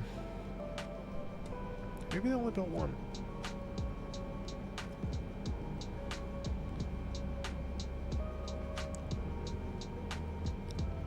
Running that one. Simulator, so we can yeet that.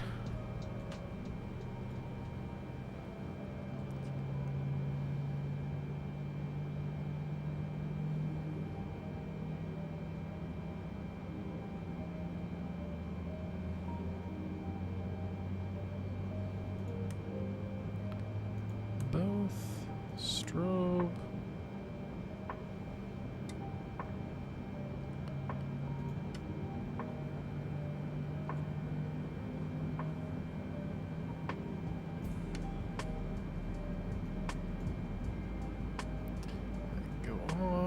Set to RTO.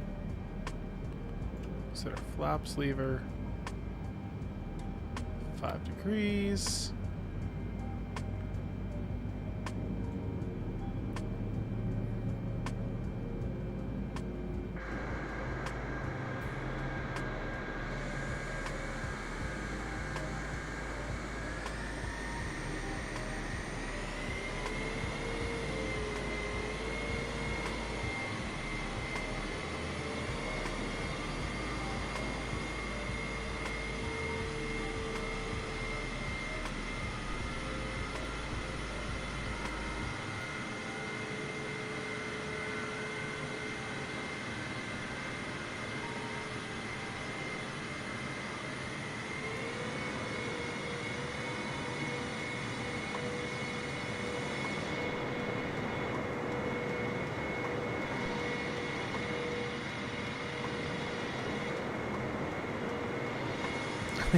Plane we should have been flying around here in Germany was that Junkers.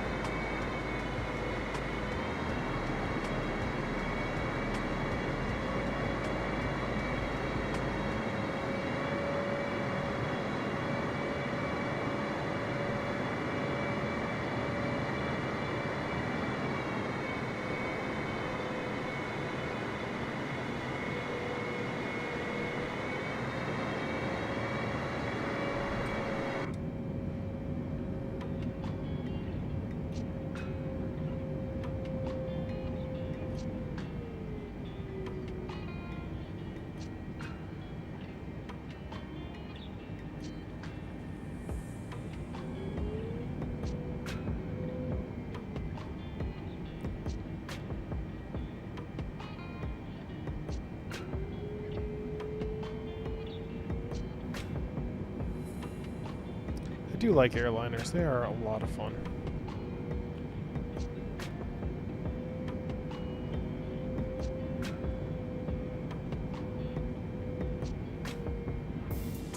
What I might do...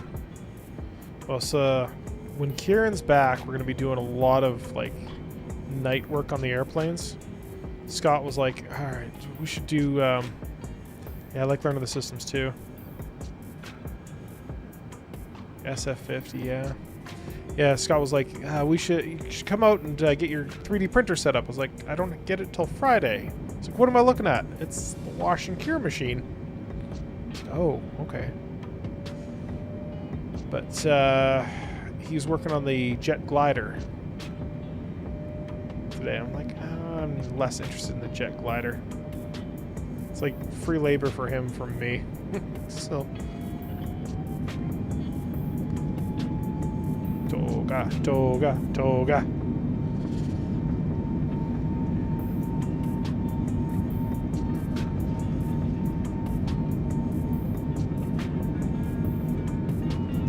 I've never built an RV, no.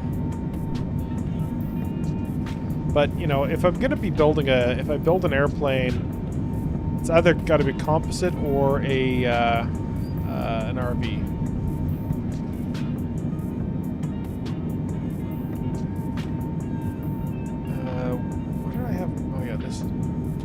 Landing gear goes up.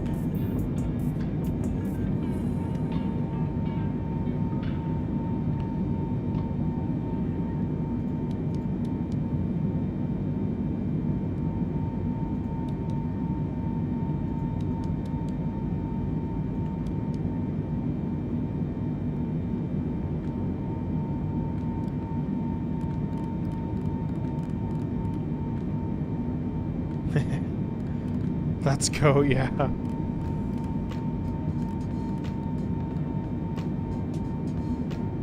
Alright.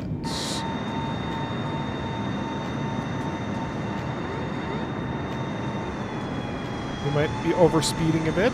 That's okay.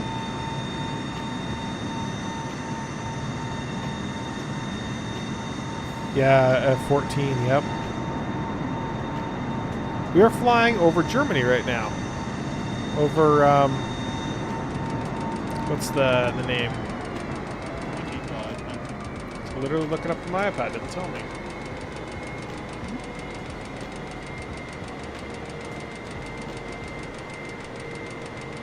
We're over Frankfurt right now.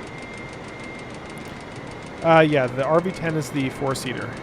I'm really interested to see what the RV-15 is.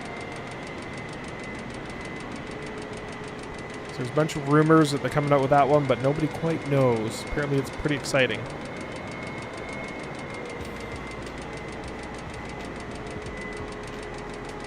I've never actually flown in an RV anything, but I have one friend that has one. I just gotta like beg, borrow, and steal a ride from him.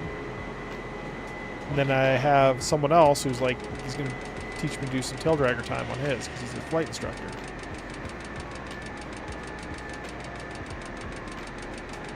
You ain't clacking, you're slacking.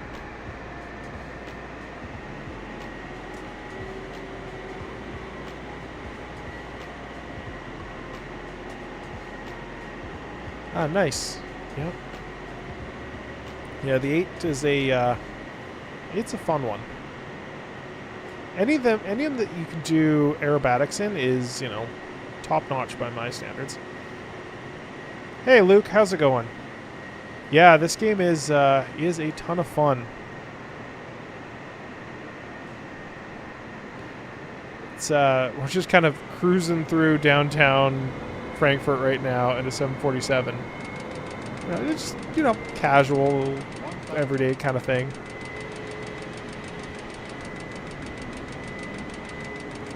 VSI is giving me anxiety.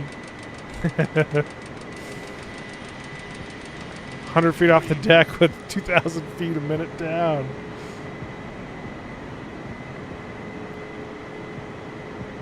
This is a cool looking building.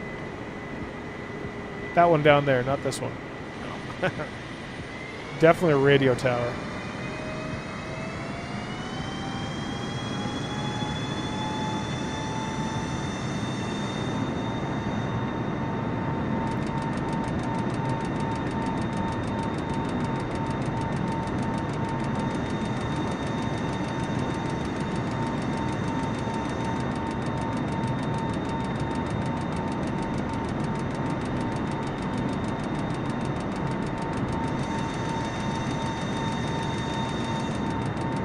Alright, now let's see how fast we can climb to like 25,000 feet.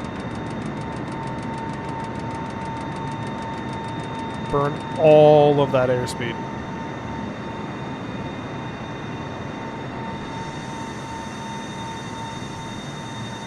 Going space shuttle.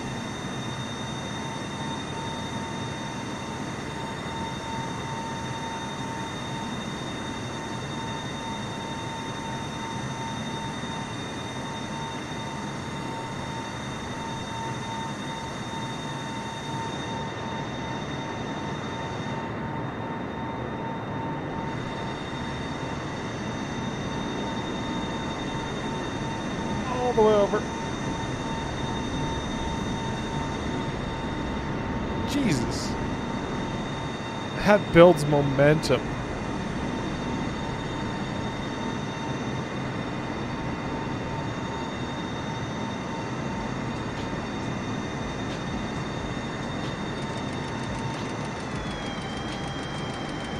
Oh, did you see X-Plane? They have their simulating like hydraulic systems now too, which I think is pretty cool.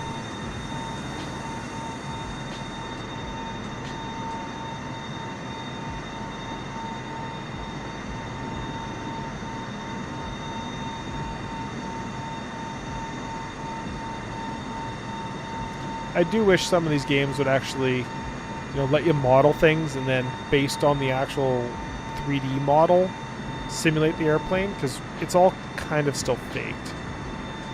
Am I getting the new iPad mini? No, I'm definitely not going to get the new iPad mini. Compared to the one I have, so the one I have already has the pencil on my mini, and yeah, it's got a faster processor, but it's not that much faster. Like, it's definitely faster, but I've already got the pencil, I've already got a screen that's really good. I have no need to get the new one. The new one is really nice, but like I think mine's like the iPad mini 5 or maybe the 4. The first one to have the pencil. And yeah, it's really good.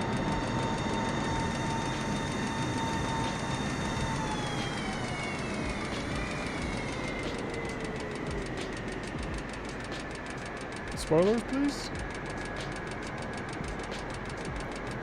Oh, back is out. Alright.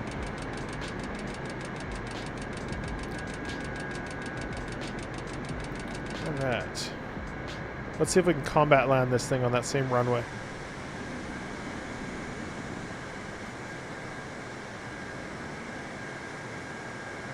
To VR, and he was like, how real is this?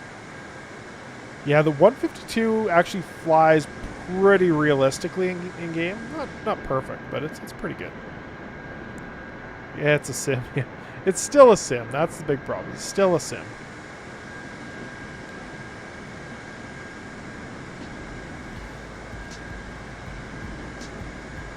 Alright, dump all the flaps out because we're at the white line.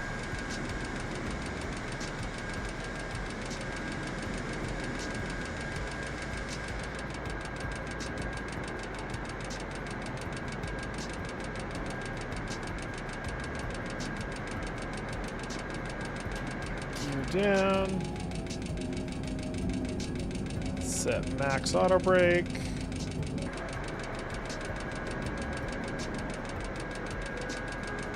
Whoa, this is not gonna be good.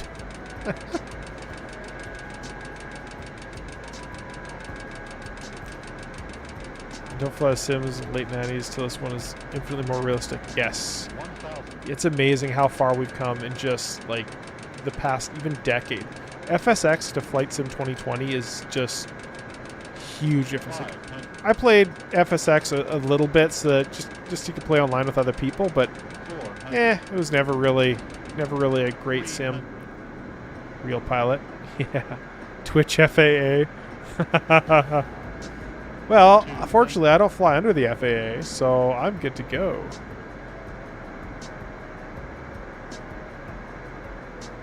100. A little bit off center line. 40, That's 30, fine. 20, I'll get back. 10.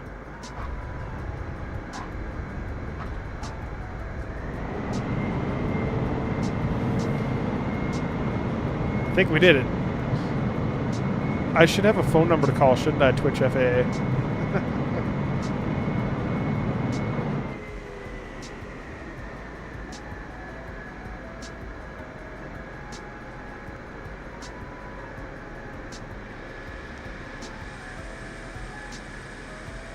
Yes, Sarah's waiting for you to land. Sterile cockpit. Eh, we don't need a sterile cockpit. We have gin and tonic. I know it looks like water, but have you ever met a pilot? We have, if I do... One more for the road, Scotty. I'm wheels up in 10.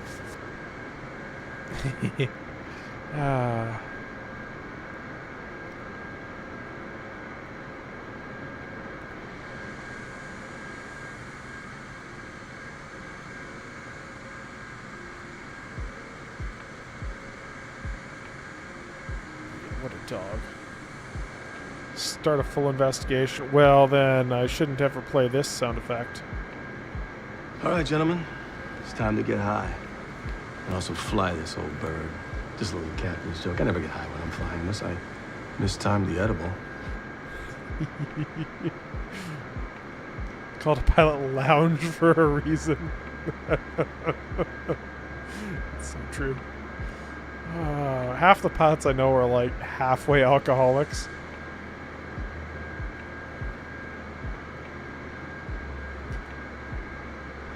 Of course, there's the very real question. When you're flying on a Canadian license in the States, do you have to follow the 8 hours bottle to throttle or the 12 hours bottle to throttle?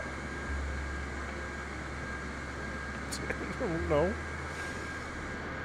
It's a real question that we literally ran up against. It was like, well, better not have another beer. All right. Yeah, halfway to becoming a pilot, exactly.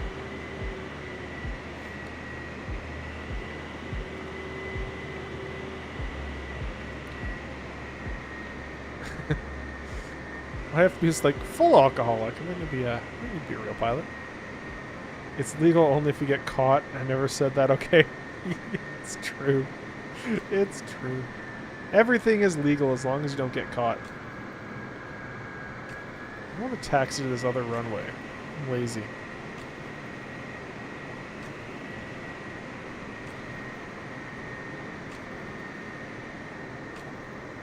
Ooh, there's a BD5J? That'd be a fun one. Wonder how good the model is, though. Just talk to Maz. There's like only a dozen or so people. Ah, hey Rish. Copy paste from Google. In 2017, the cars were amended to prohibit crew members from working within 12 hours after consuming alcoholic beverage, and increased from the previous of 8. Yes. Yeah. So it's. Yeah, I guess you could say a standard pilot is like a PPL is also a crew member, but I do remember that because everybody. So 12 hours, yeah. But if you're flying in, So, but here's where the question is. If you have a Canadian license, you're flying in America, is it 12 or 8 hours? Is it under the airspace you're flying, or is it under the license you're flying? Obviously, do the 12 hours to be sure, but, still, it's an interesting question.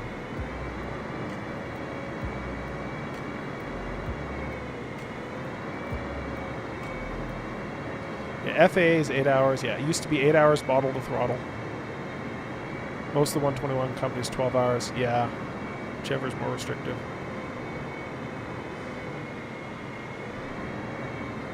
Yeah, it used to be 8 here, and that was pretty decent. My personal policy is I do not drink alcohol within 24 hours of flying. Of me being the pilot. If I'm, passenger, I got hammered on the plane. I don't give.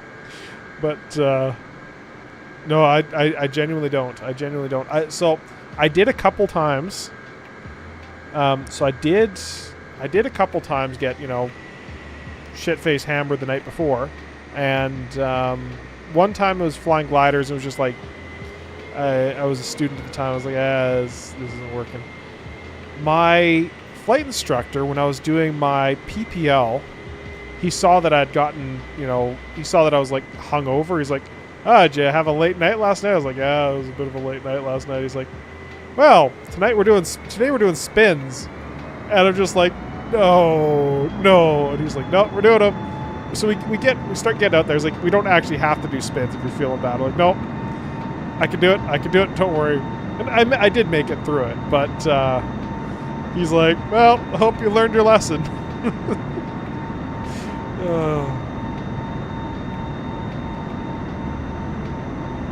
He was definitely not going to make me do it. He was just joking around. But yeah, I'll tell you, like, after that, and it wasn't just, the spins. It was flying in general sucked when you're kind of hammered, or not hammered, but hungover.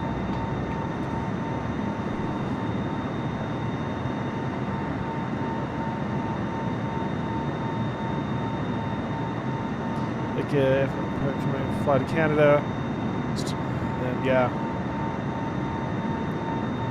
low pass. Hey, you're allowed to fly as low as you want over built-up areas for the purpose of taking off and landing. This just happens to be the most efficient way for me to take off a 747.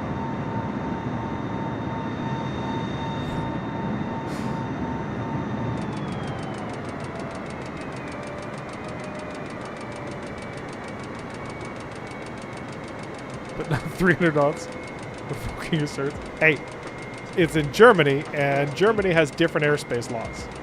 I'm going to assume that it's perfectly legal.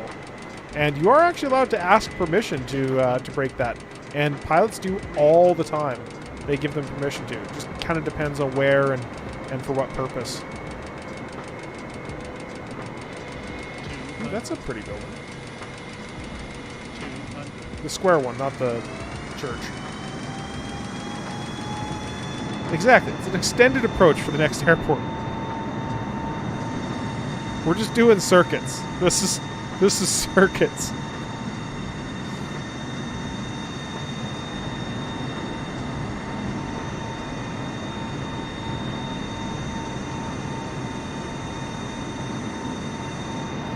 In the EU, it's below 10K, must maintain above. So below 10K, you've got to stay above 250 knots. I am 100% doing this. I know what you mean, though. Go to Stevie. Doing some lazy 8s. I don't even remember how to do a lazy 8. A lazy 8's like a chandelle, isn't it?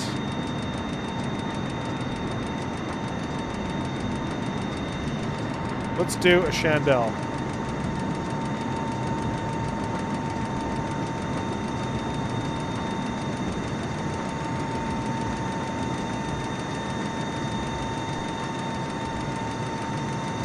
If I can remember how to do them. There we go. Kind of, but no.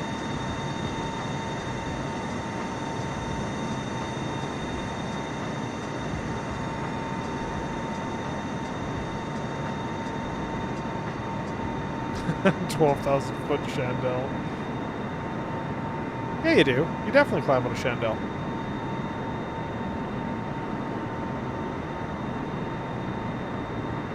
Unless I'm getting my maneuvers wrong. I don't do aerobatics at all.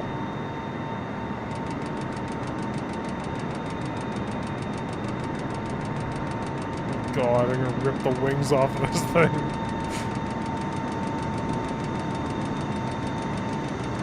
This plane is not having a good day. I'm pretty sure Chandelle, you go up and just kind of do a wing over. Oh, okay, so the FAA can't get their shit together. I gotcha. I gotcha.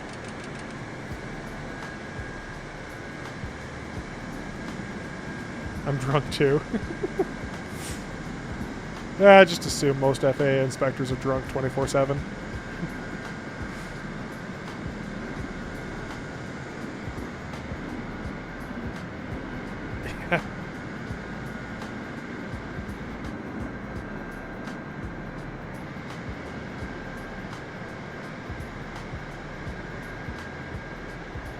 I've only ever done a Chandelle in a glider, and it was probably 10 years ago now.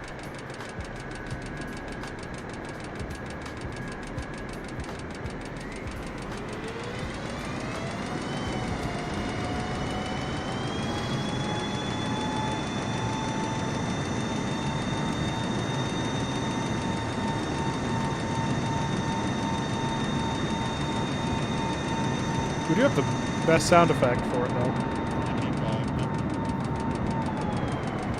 Oh, don't do that.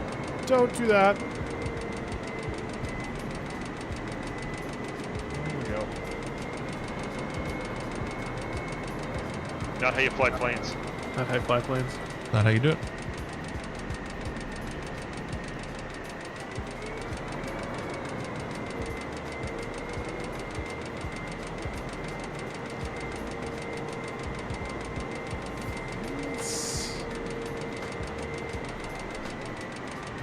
I know what we need to do.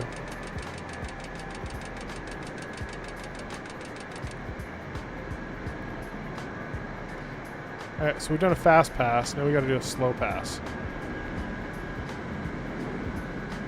Bleed off some speed.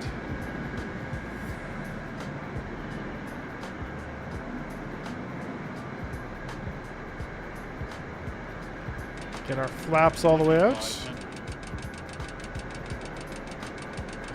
Bad idea. Don't do this.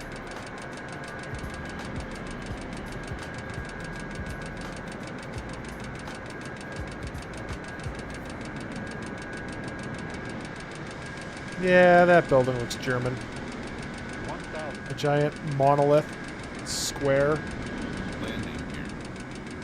Landing gear. Landing gear. Landing gear.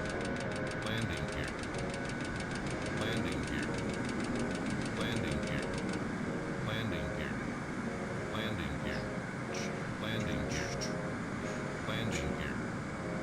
Landing gear. Landing gear. Landing gear. Landing gear. Landing gear. Landing gear. This. Landing gear. Landing gear. Landing gear. Landing gear. Landing gear. Landing gear. Landing gear. Landing gear. Landing gear. Landing gear. Landing gear. Landing gear. Landing gear. I think the dual YouTube and Twitch stream is working out pretty well. Haven't seen any major hiccups. Landing gear. Landing gear. Landing gear. I think I need to adjust the bit rate though. Landing The bit rate's probably too low. Landing gear. Landing gear. When I change the stream, Landing I gear. think it just neglected to do it. Landing gear. Landing gear. Landing gear. Landing gear. It's not actually too bad.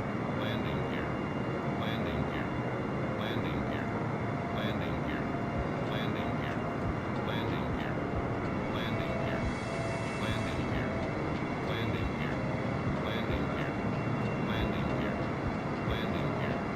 Landing gear. Landing gear. Landing gear. Landing gear. I do have to fix that keyframe issue though. Landing. Thanks, OBS. Landing here. Landing here. Landing here. Landing here. Landing here. Landing here. Landing here. Landing here. Landing here.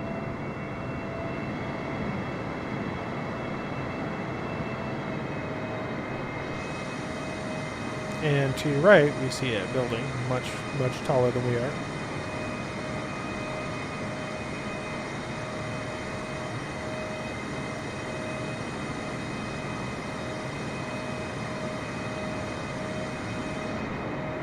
Where else can we do stupid airplane tricks?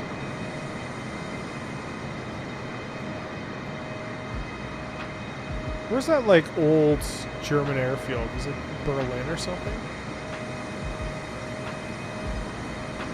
Awesome cockpit and bystander footage of C-130 doing exactly this in Brisbane a couple weeks ago.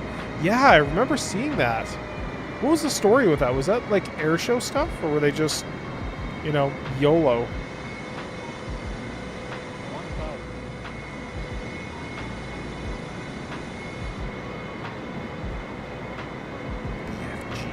Landing here. Landing here. Landing here. Landing here. Landing here. Landing here. Landing here. Landing here. Landing here. Landing here. Landing here. Landing here. Landing here. Let's see if we can just power out of this. Apparently not. We're gonna have some problems. Thanks for the follow. There, Zero Anonymous.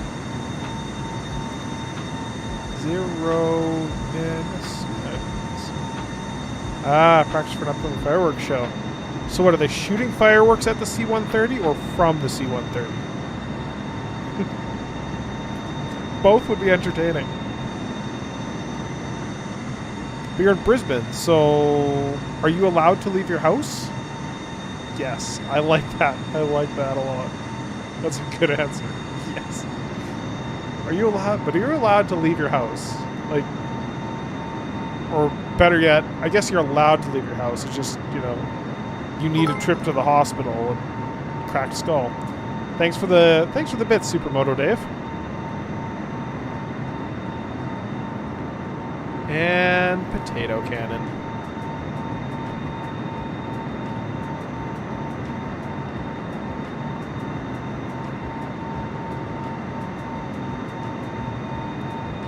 Try to see if everything is slowing down or if it's just the potatoes.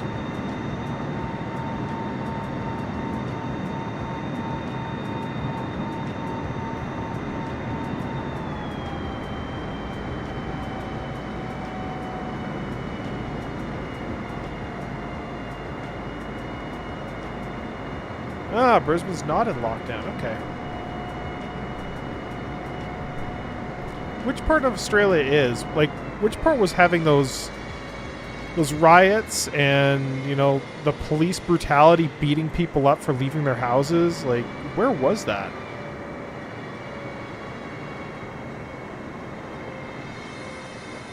It's messed. It's just absolutely messed up.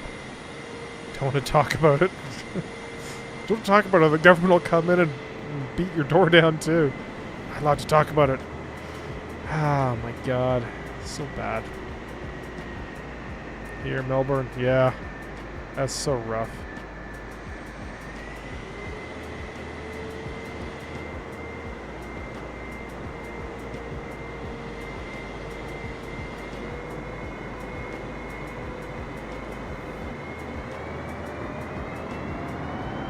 Let's see if we go find this Stemme Duke.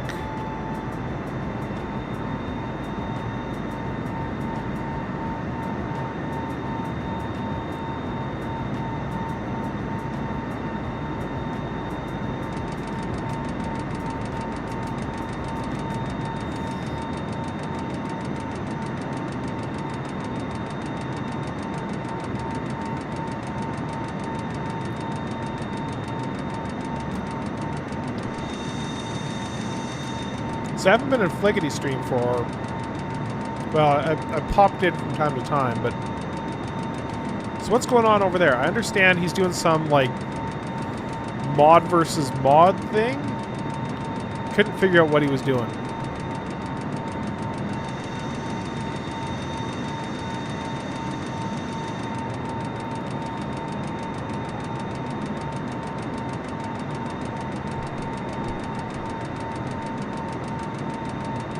And he's busy with something today, which is why he's not streaming. Because I'm like, you know what?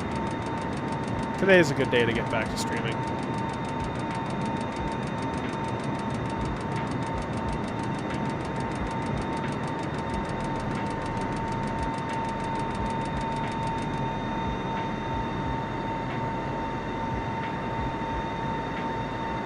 Mod Wars is just, he asks a question, the two mods give their answers, and then he picks whichever answer he likes more.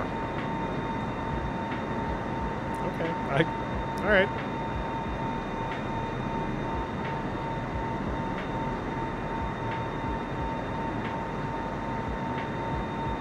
Has he gotten back to GeoGuessr lately? So I know we did like one round of GeoGuessr several weeks ago, but then that was last I heard of it. Okay, so it's still pretty infrequent. I guess the number of people playing Flight Sim is still pretty high? I don't know.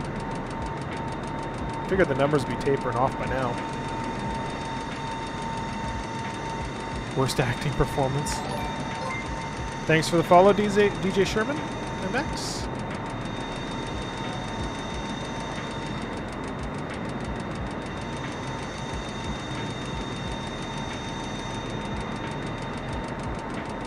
Definitely the best advertising jingle I've ever heard is cars cost less and we're tasking them. I now have to Google that because literally nobody in this channel will have ever heard of that. And literally I type in cars cost less and it just up it comes.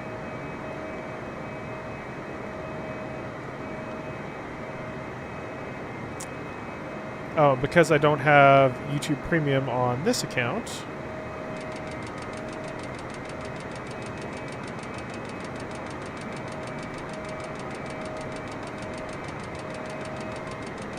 It was like...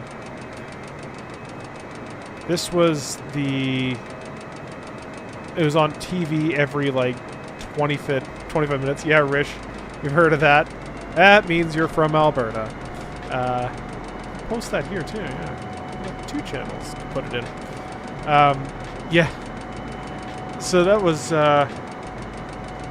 Australian one. Yeah, it was entertaining for at least one. See that sign every time I fly out of a task one? Yeah.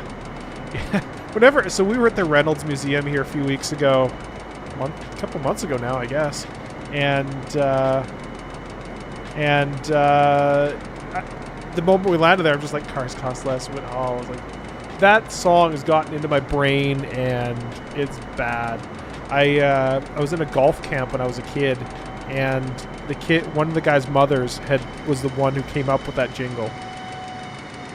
And yeah, for a certain period of time in our history, that was the jingle that everybody knew because it was on every 15-20 minutes. How was the Comic-Con in San Diego? I didn't go, so I decided to just kind of skip out on it, and yeah, I just came back. I had so much stuff to do, airplanes to build, stuff to transport. You saw the pictures earlier of the plane strapped to my roof, and like I got. I don't know if I've shown anybody this. Switch over.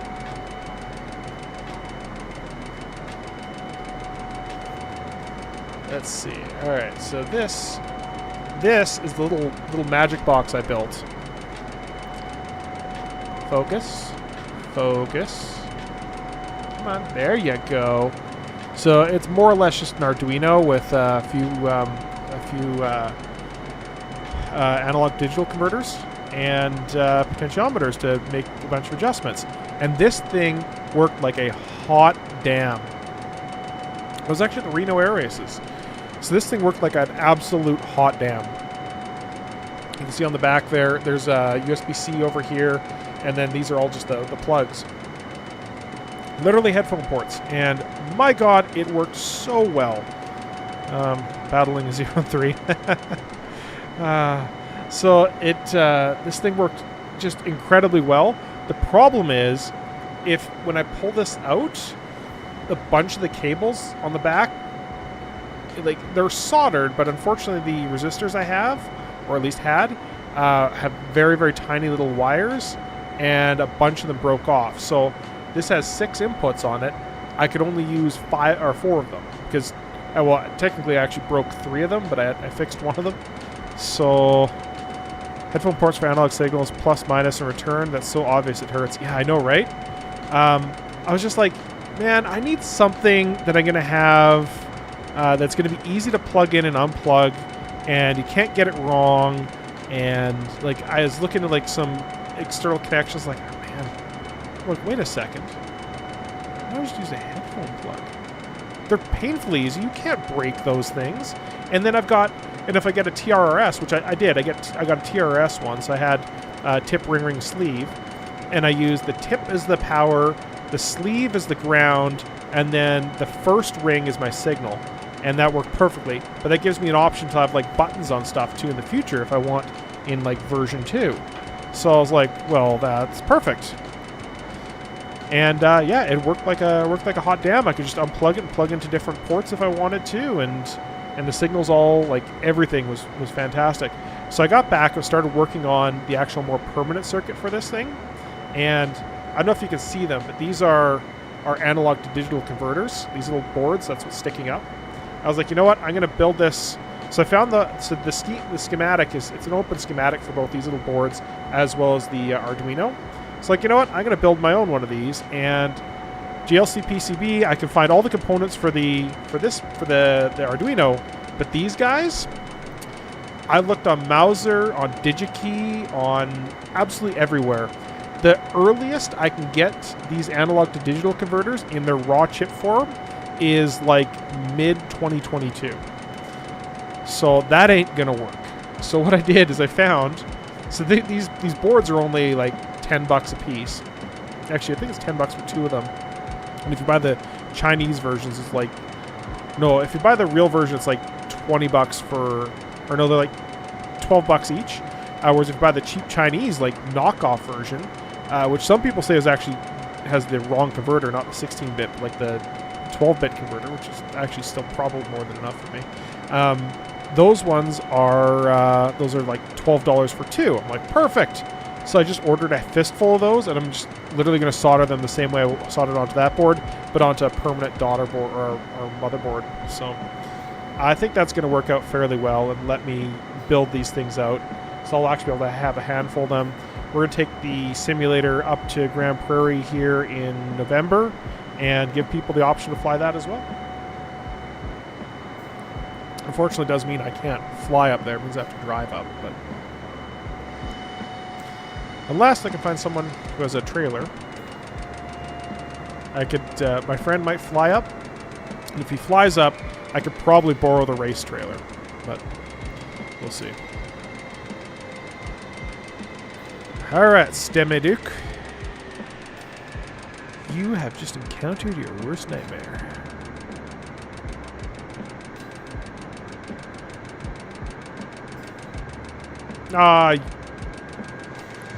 Yes, walking out. That's your worst nightmare.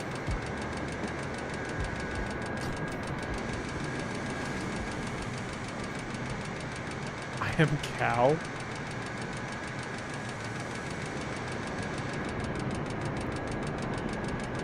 Yeah, chip shortages. It's like, I was like, oh, well, people are probably exaggerating. They're probably only talking about, like, really specialized stuff. It's like, this is a standard off-the-shelf, like, they have something like 105,000 of them on order at Mouser.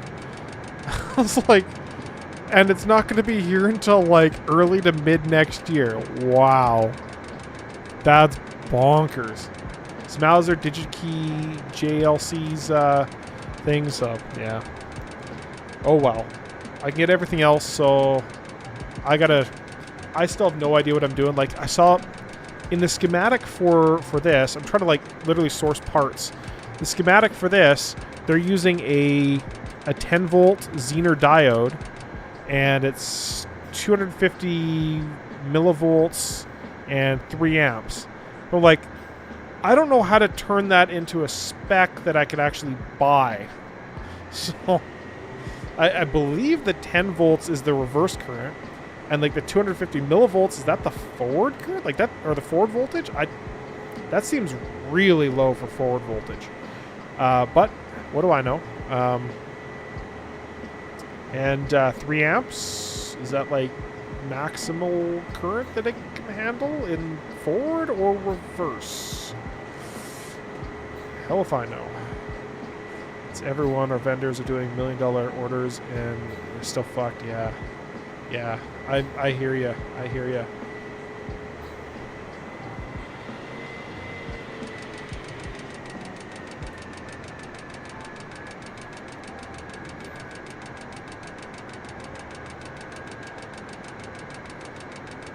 So what's really behind the chip shortage? Is it just like knock-on effects from COVID? Because obviously COVID disrupted a whole bunch of supply chains. Are those supply chains just still in shock from that? Or because I haven't really looked into the chip shortage. All I've known is like, yeah, Linus Tech Tips is like, yeah, chip shortage. I'm like, okay, cool, whatever. Doesn't really affect me because I'm not buying stuff. And now I am buying stuff and I'm like, damn it, stupid chip shortage. I do know it's bothering a friend of mine. He's both my mother and my friend. They're both trying to buy Toyotas. My friend's trying to buy a Toyota Sienna. My mother's trying to buy a RAV4. And they're both waiting for the 2022 versions because they can't get them. And apparently it's because of the chip shortage. Which is sad.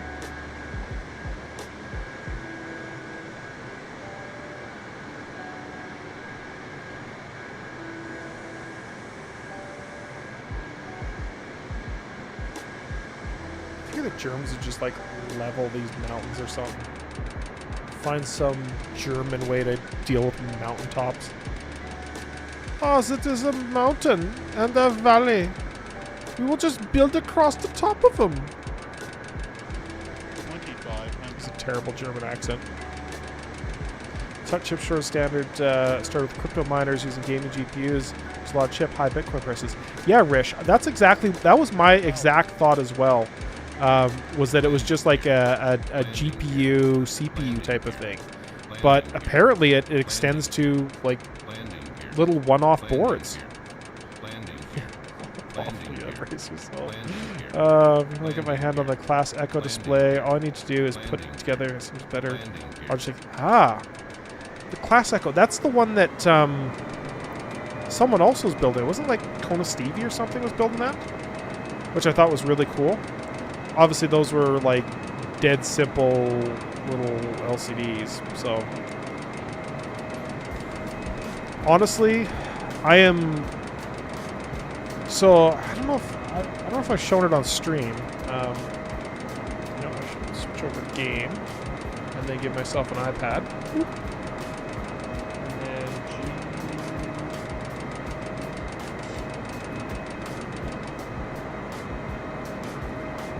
currently not installed.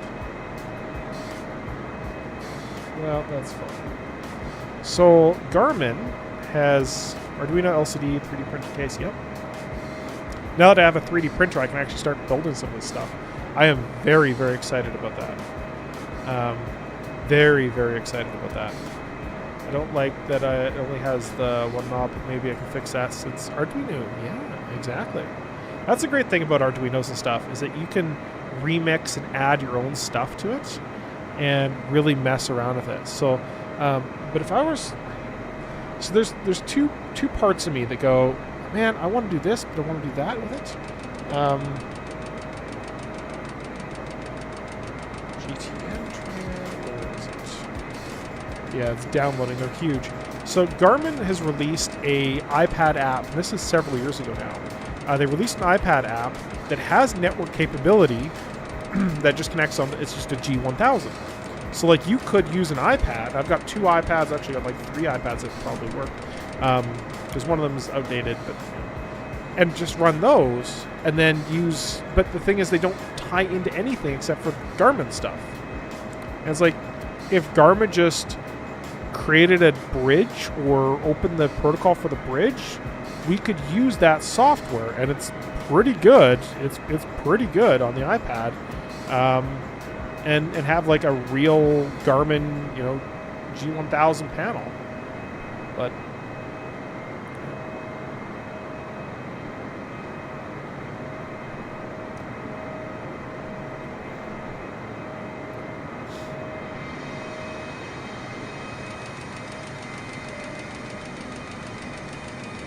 just half of that. Is that for the sim? So the G1000 is for the iPad. There it goes. That's open. Okay. Allow. I'd like to use Bluetooth. Allow. Sure. New nav data. Sure. 2019 looks like.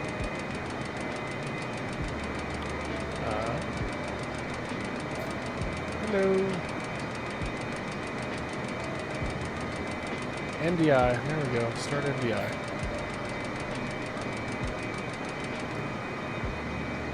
So this is the G1000 simulator for the iPad. And it is literally, it works exactly like a G1000. In fact, they use it as part of their training material. Well, they you know, if you want to learn how to use a G1000, they recommend you get this app and use it. It's fairly cheap, as long as you have an iPad. And I was like, why can't I use this, but then get myself some like physical instruments? There is a way to. I don't remember. There's like some. Oops. So.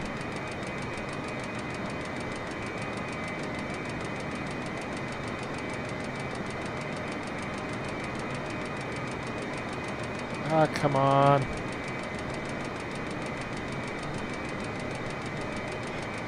Alright, auto control. Turn knobs for the control. Yeah, that's not helping. So this has some sim connection. Oh, there we go. Semiotics, same PC. You know, I might try and get this thing running later. Top left, yeah. I found that it's decent when it works, but it's kind of unreliable, yeah. So, it'd be kind of fun if it worked. Oh look, there is a semiotic. So if there's the. God, I got too many things to do to be messing around with this stuff. Because I will go down this rabbit hole. And then I'll be like, yeah, cool, I've got this. And then I'll have wasted like 2 weeks of my life. My dog. I know.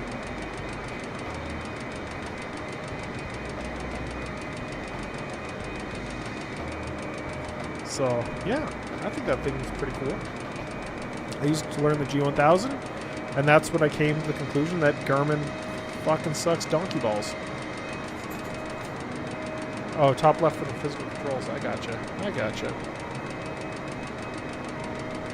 Yeah, there it is. Yeah, you're right.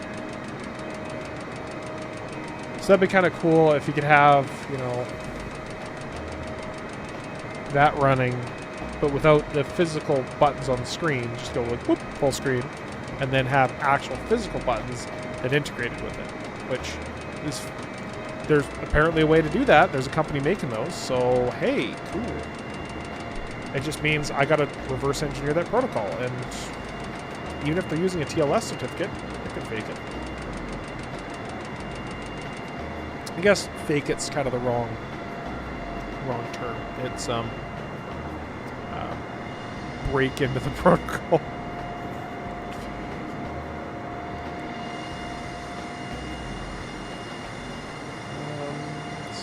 Go. Where is Berlin?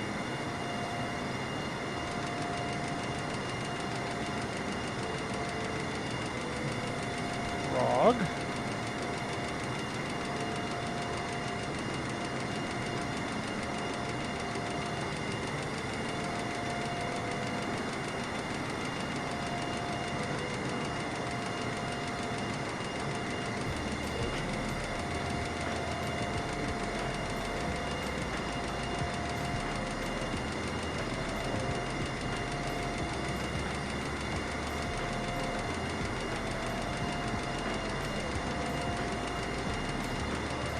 You know, that might actually be doable.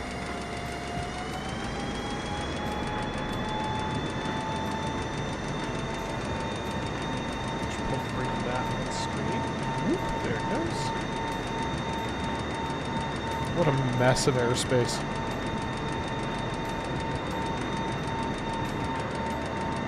Come to think about it, I have not started my Bitcoin miner since I left. So I should probably go do that after the stream.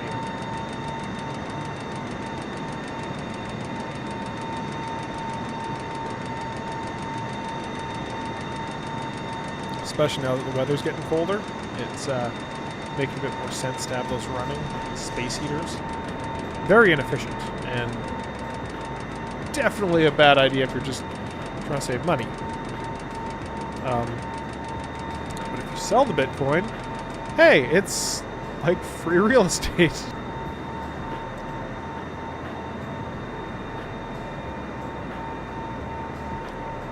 Warning, the stream's current bitrate is lower than the recommended. We recommend that you stream a bitrate of 4500. Looks like the stream dropped out a bit there for a second.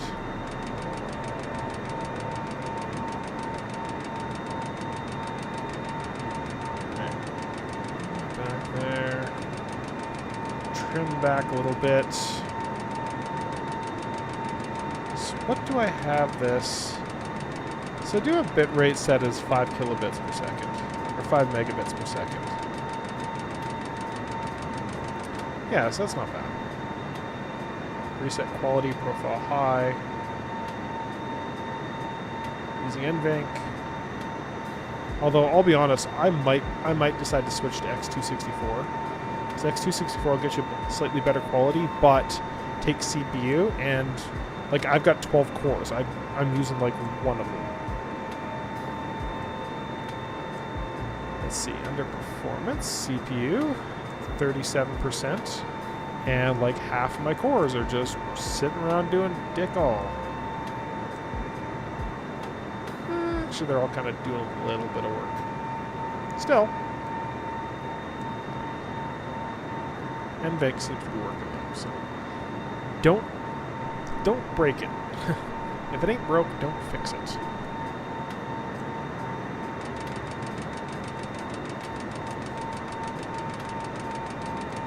Probably not be hand flying at 747 at 24,000 feet.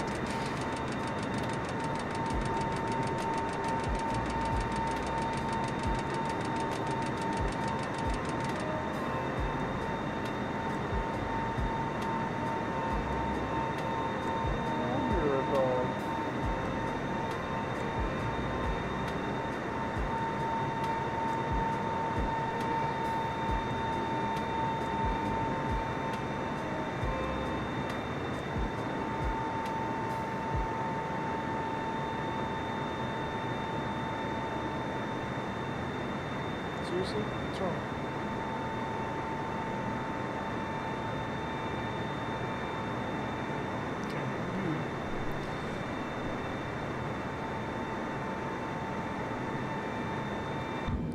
Alright, so let's set this.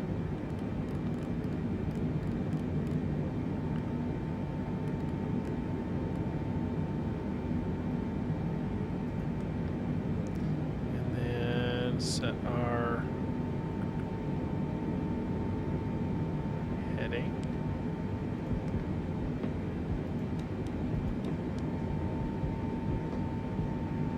And then if we turn on autopilot,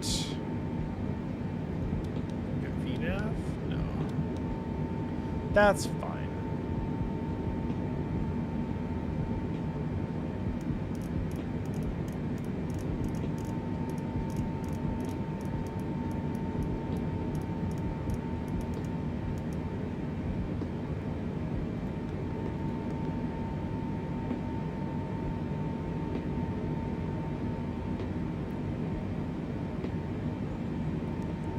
Goes. All right.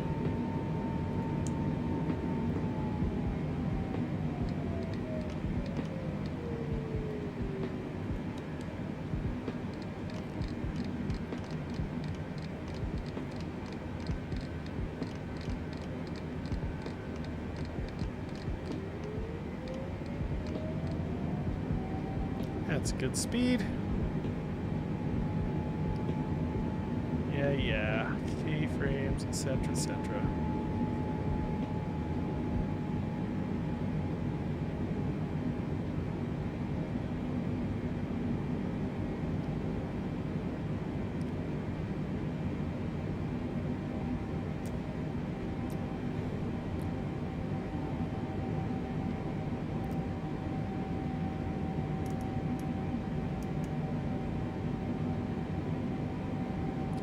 Course 17.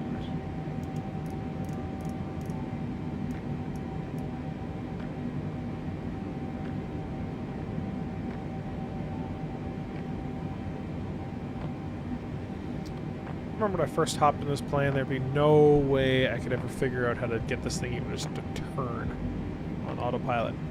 Now I'm just like, yeah, let's just yeet this thing into space and just autopilot over there.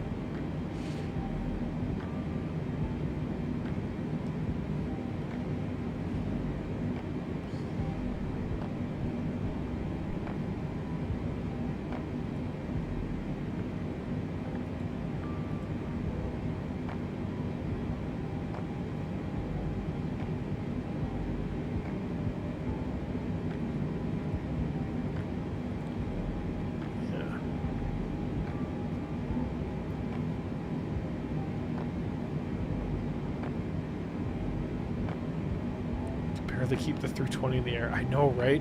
But the 320 is so nice because you have the capability where it just auto throttles everything. So like when you're doing those landing challenges, people are like, oh, well, you know, I like using the manual throttles. I'm like, don't use the manual throttles. Set your airspeed to be like something that's just like barely safe. Like you're going to fall out of the air if you're like 2 knots slower than it. Just set it using that. And then just punch that nose at the ground and just give yourself full flaps or full spoilers and flaps. And when it comes out the bottom of there, you bring it back, and if it gets too slow, instead of it falling and crashing, it gives it a bit of throttle, and then you can just touch it on and then chop that throttle. Like, you use the plane to your advantage.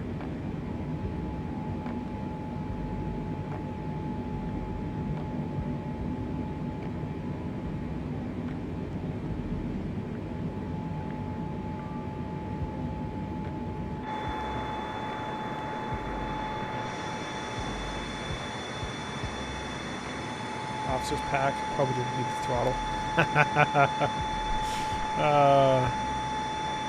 Yeah, that Thrustmaster's officer's pack looks interesting to me. I'm pretty happy with the Satec X52. The problem with if I were to switch over that Thrustmaster is that it would it doesn't have all the things that this X52 does. Like I've got dials on it for that I have bound for mixture and prop, reverse thrust. I got a slider for spoilers, right? Those go up and down like that. I got the main throttle, and I've got all these extra buttons. I got like 3 separate hats. One hat's for looking around, one's for trim, and the other one is the other kind of like snapping around, looking around.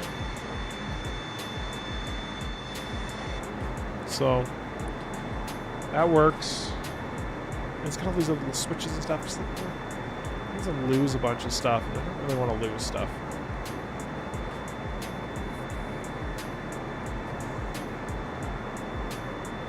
Looks like we're about 20 minutes out from there, which is about the right amount of time. Gonna land in Berlin.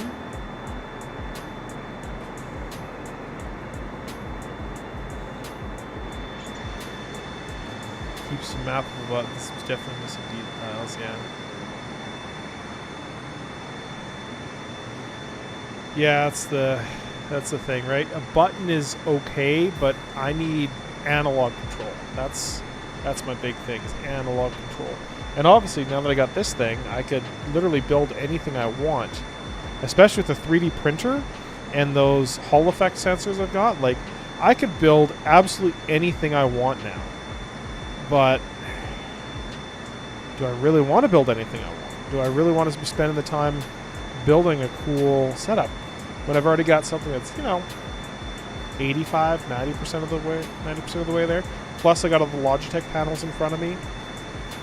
probably not really worth it. That's why I keep looking at Logitech panels online every few days. Just do it. Just do it. So the switch panel, aside from the gear up and down, I'll be honest, I don't use dick all of it.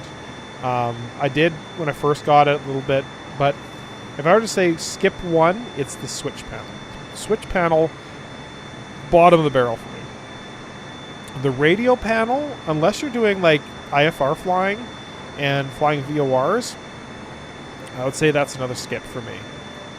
It's a good panel, and if you're flying and you want to be controlling your radios, it's a good option. But you know, you can set your ADAF and DME and transponder and stuff like that, but it's just kind of, you know, it's got its purpose, but I'd say it's a second from the bottom, so third on my list. The top one to me is probably the autopilot panel, and the second is probably the LCD screen. And the autopilot panel, because it's like when you get inside these planes and like everything is all over the place and every plane has a different thing, I just want to like hit the autopilot button and be done with it. I want to just like know where all the settings and stuff are. I don't want to have to learn a new plane every time I get in a different one, and just it's nice having that all there. Plus you get the flaps. The pitch trim is really nice, which of course is, you can rebind it using SPAD for other stuff, which is absolutely wonderful. But I like the LCD, but there's only one thing I ever use in the LCD. So I know other people buy them and they get like 3 or 4 of the LCD ones. But I use the LCD explicitly for what do they call it? So it's sort of a heading indicator, plus it's also a VOR in one. Yeah, there's a specific name for it. But it's perfect because it's got the heading bug on there for the autopilot. It also has your course deviation indicator on there. It has your glide slope on there. And it even has DME information, your heading information, course, everything. It's all just laid out in there for it. And it's great. The default sucks, but the SPAD Next version, it's a little bit nicer, a little bit crisper. But the main thing is, all the little buttons on the side, you can rebind them to something useful. And that's exactly what I use it for. It's very useful stuff. So I have, like autopilot, I have course sync on there, speed sync, heading sync, altitude sync, and vertical speed sync. So whatever speed I'm currently doing, I press that button, and it just pushes it right into the autopilot, and I'm done. I don't have to think about it. Be the first, but 2 and 3, yeah, Canadian. I just worry I won't use it enough. Yeah, I do use it enough because I use it all the time. Of course, if you're flying from work, you probably won't use it very much. But if you're flying from home, I think it's worth it. It's definitely worth it.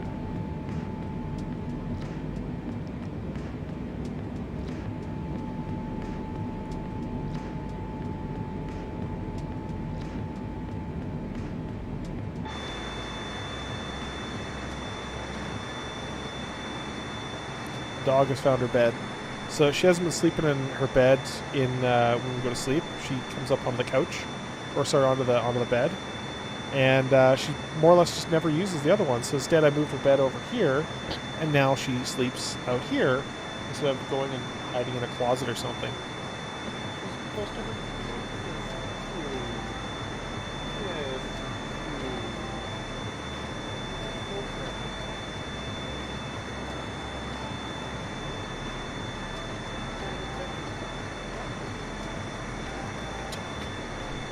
It's even more useful for work. You set up autopilot and get back to work. Yeah, well, I guess if you're not working in an office, you're just working from home. That's perfect, right? I actually started applying for jobs here. It's like, you know what? I need to get back to doing something. Some of my businesses are just like, ow, oh, I have shorts on, dog. Don't use your claws. So I'm not going to get back at stuff. That's going to mean actually spending, you know, a proper 8 hours worth of work. Well, one of them's a government job, so like 7 hours of work a day, I guess. Whatever they do. plus like half Fridays, and let's face it, like 80% of the day in meetings.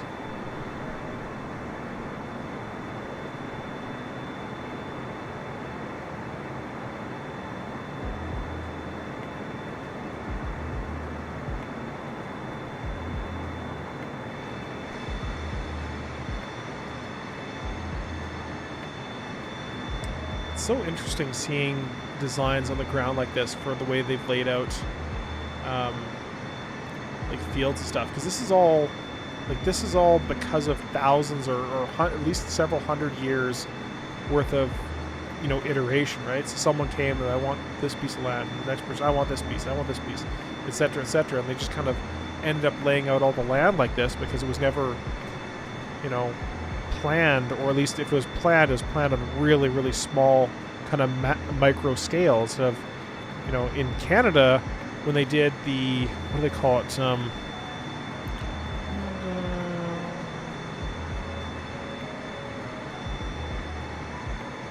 can't remember what they called.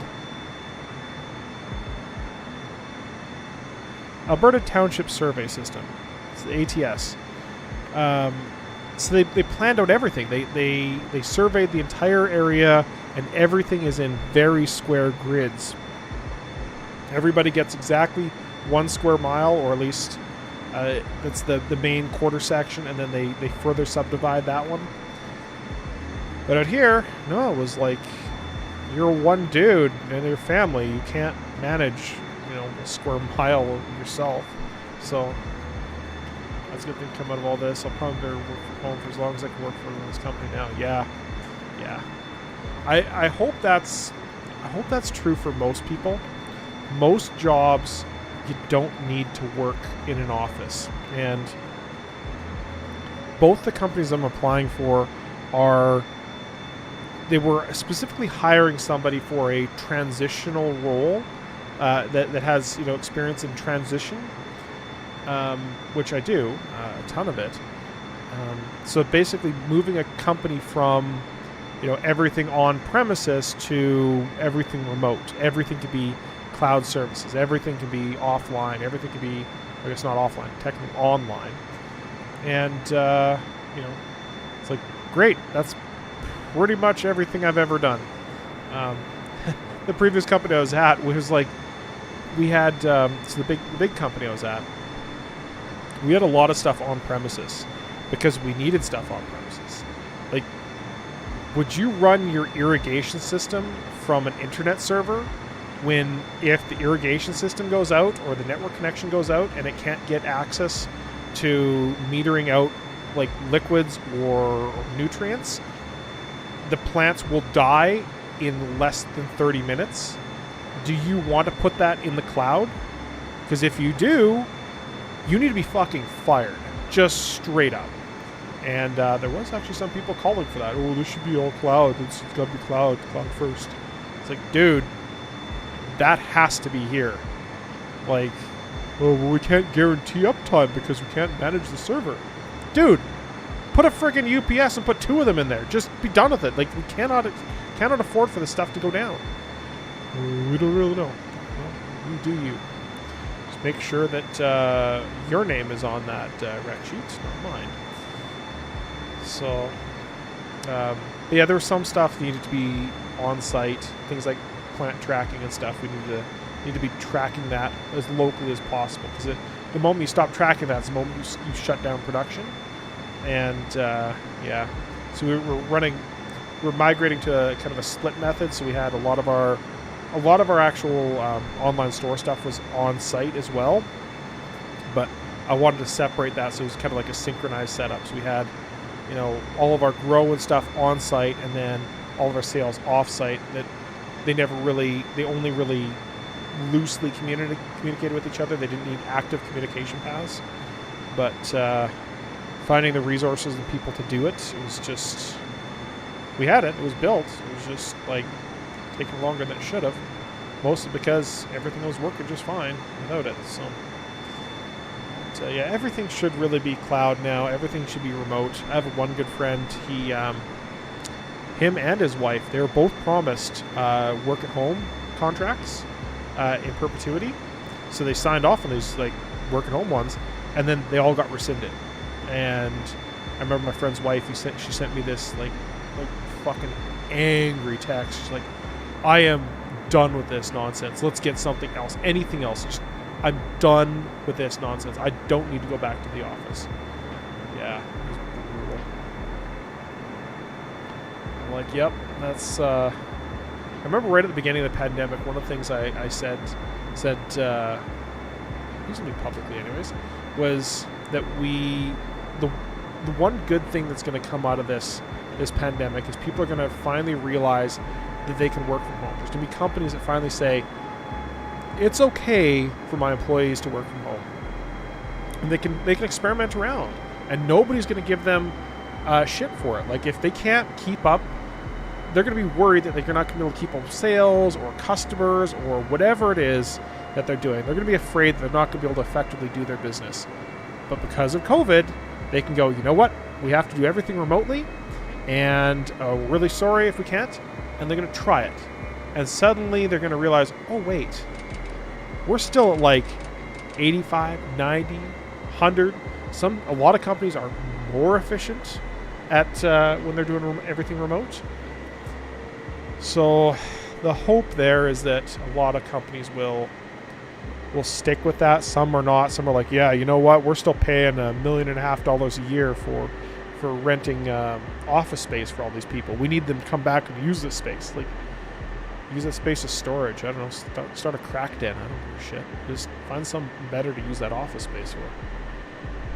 People are, you're basically robbing like an hour of everyone's life as they commute to and from the office. Plus, people are required to be there early, or, what do they want to do for lunch? Well, now they got to go out for lunch. So you're basically robbing them of money, or they have to bring food in. They can't, cook at home or something. They can't spend any time with family at lunch. It's just like, what is going on?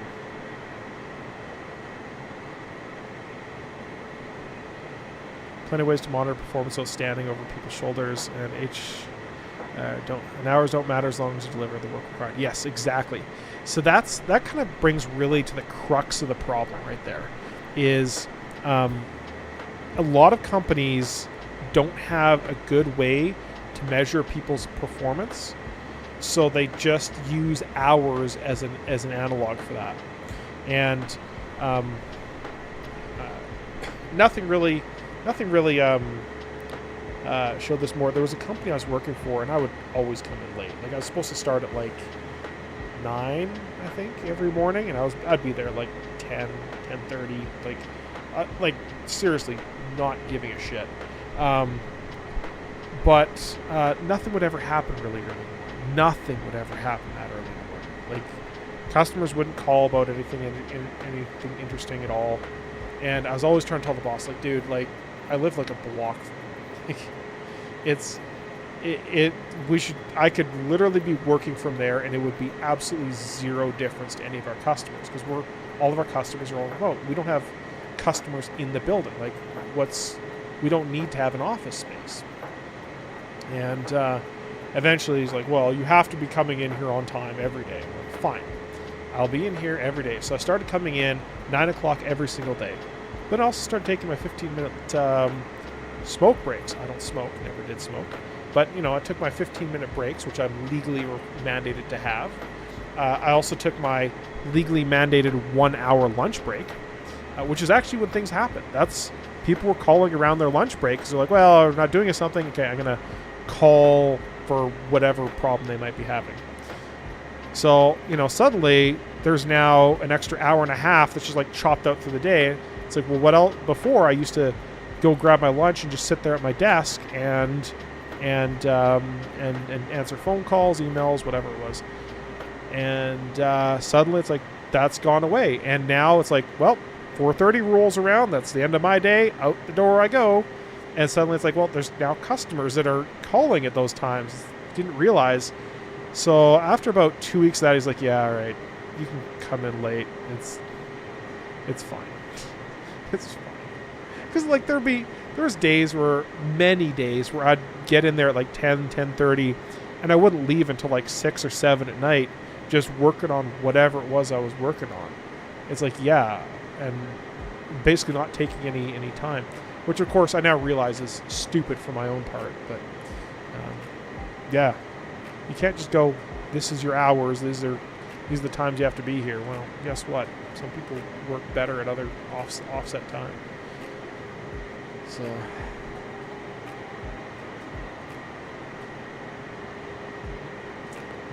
gotta be getting close here. All right, let's bring out some spoilers.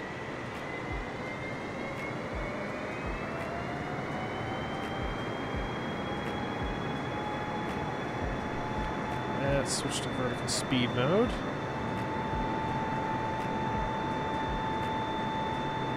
Myself like 4,000 feet a minute down. Sounds about good.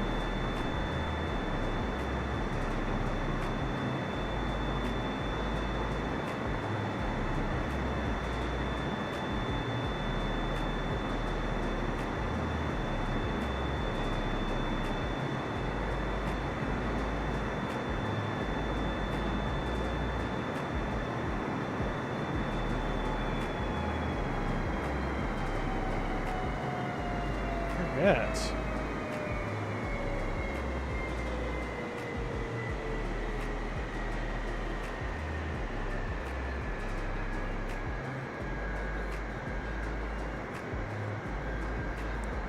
Get this bad boy on the ground.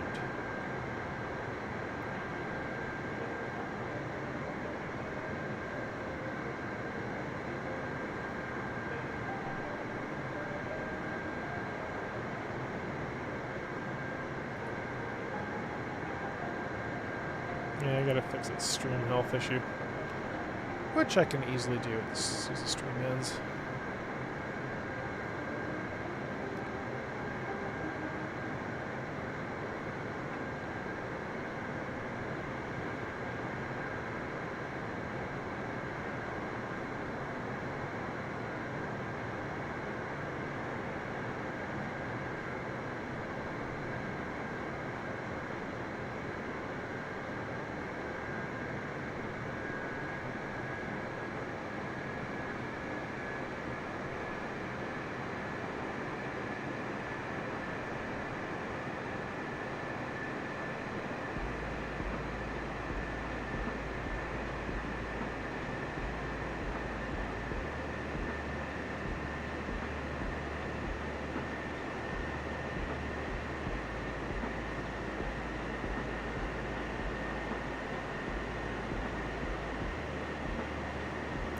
Berlin should be up here somewhere.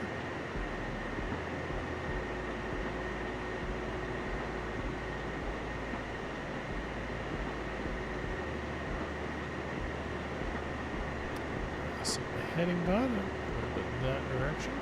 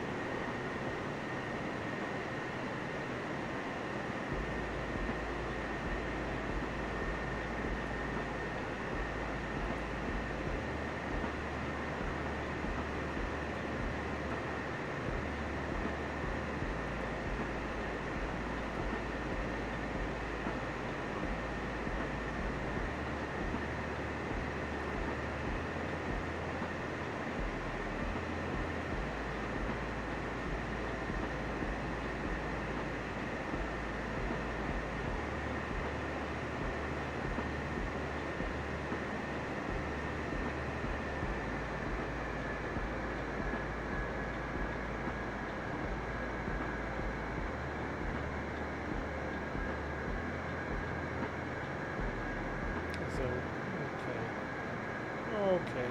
Attention. Is it raining at all? It did.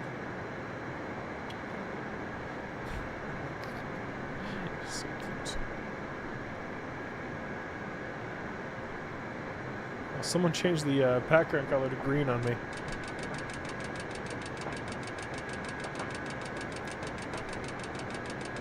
Okay.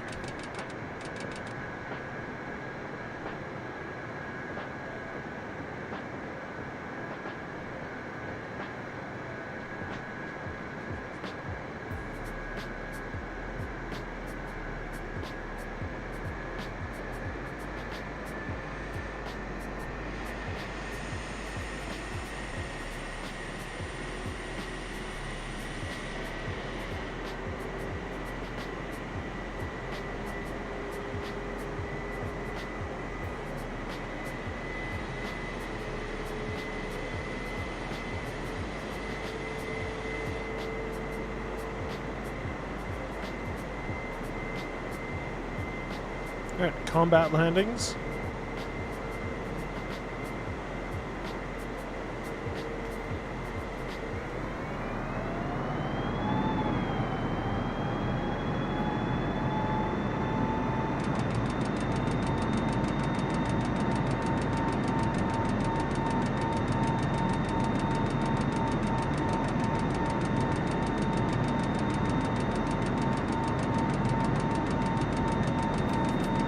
Like it's going so fast, the trim can't keep up.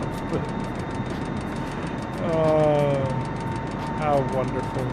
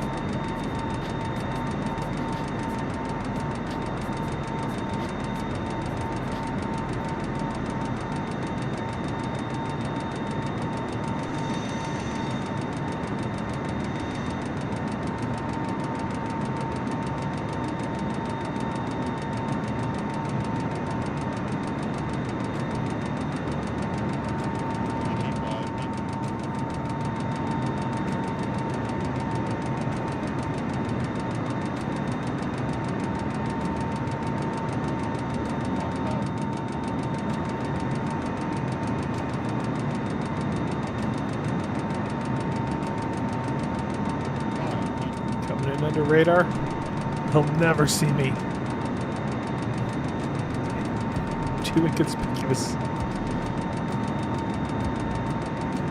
Speaking of inconspicuous, one of the craziest things that happened at in Reno was, I think it was the Thunderbirds, F-16s. They snuck past. Well, not really snuck past. They did a turn, and we were out in the field, in the middle of the field, and they flew right over top of us, and they had to be, I want to say maybe 300 or 400 feet above us. Like, we could feel the heat from their engines right above us. It was just... Unfortunately, none of us had our cameras out, so we were just like, oh, we got a whole bunch of photos and video and stuff, and then put them down or check and stuff, and then they just roared past us. Oh, I wish I had video of that. We could see, like, the engines just full power going right past us. Oh, it was cool.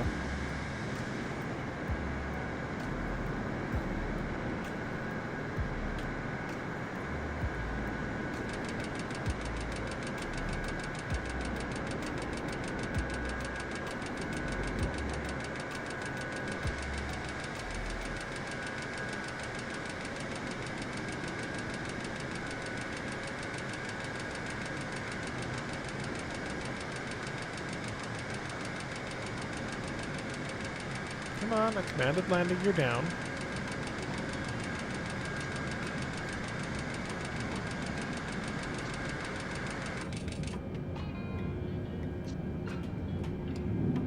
Yep.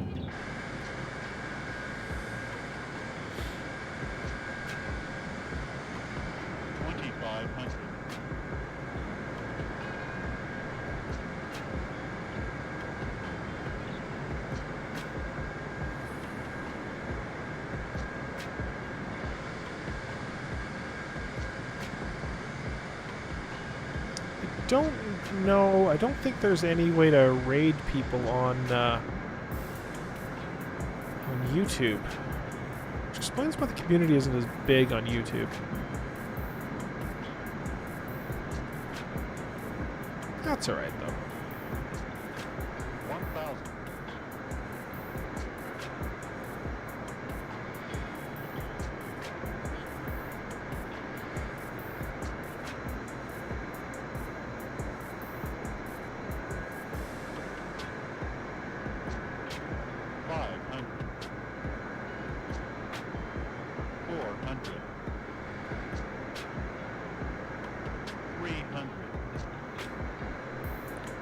Put my feet on the brakes.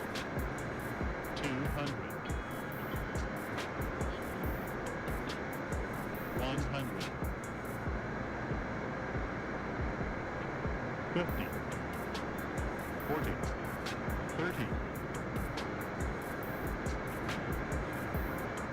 20. 10.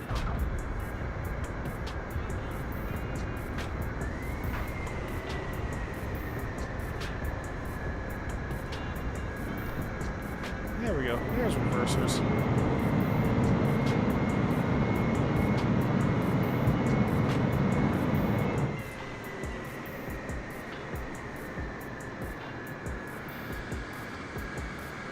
All right. Well, with that, let's see who we should raid. Over on here. And yeah, say that raid channel. Oh, look who it is, Crisp. Let's go raid Crisp. I don't know when I'm going to necessarily be back, but sooner than later, I think. Can't tomorrow night. I've got a big board meeting, but the next couple of days I should be back. At least some days. So I'll see you guys around.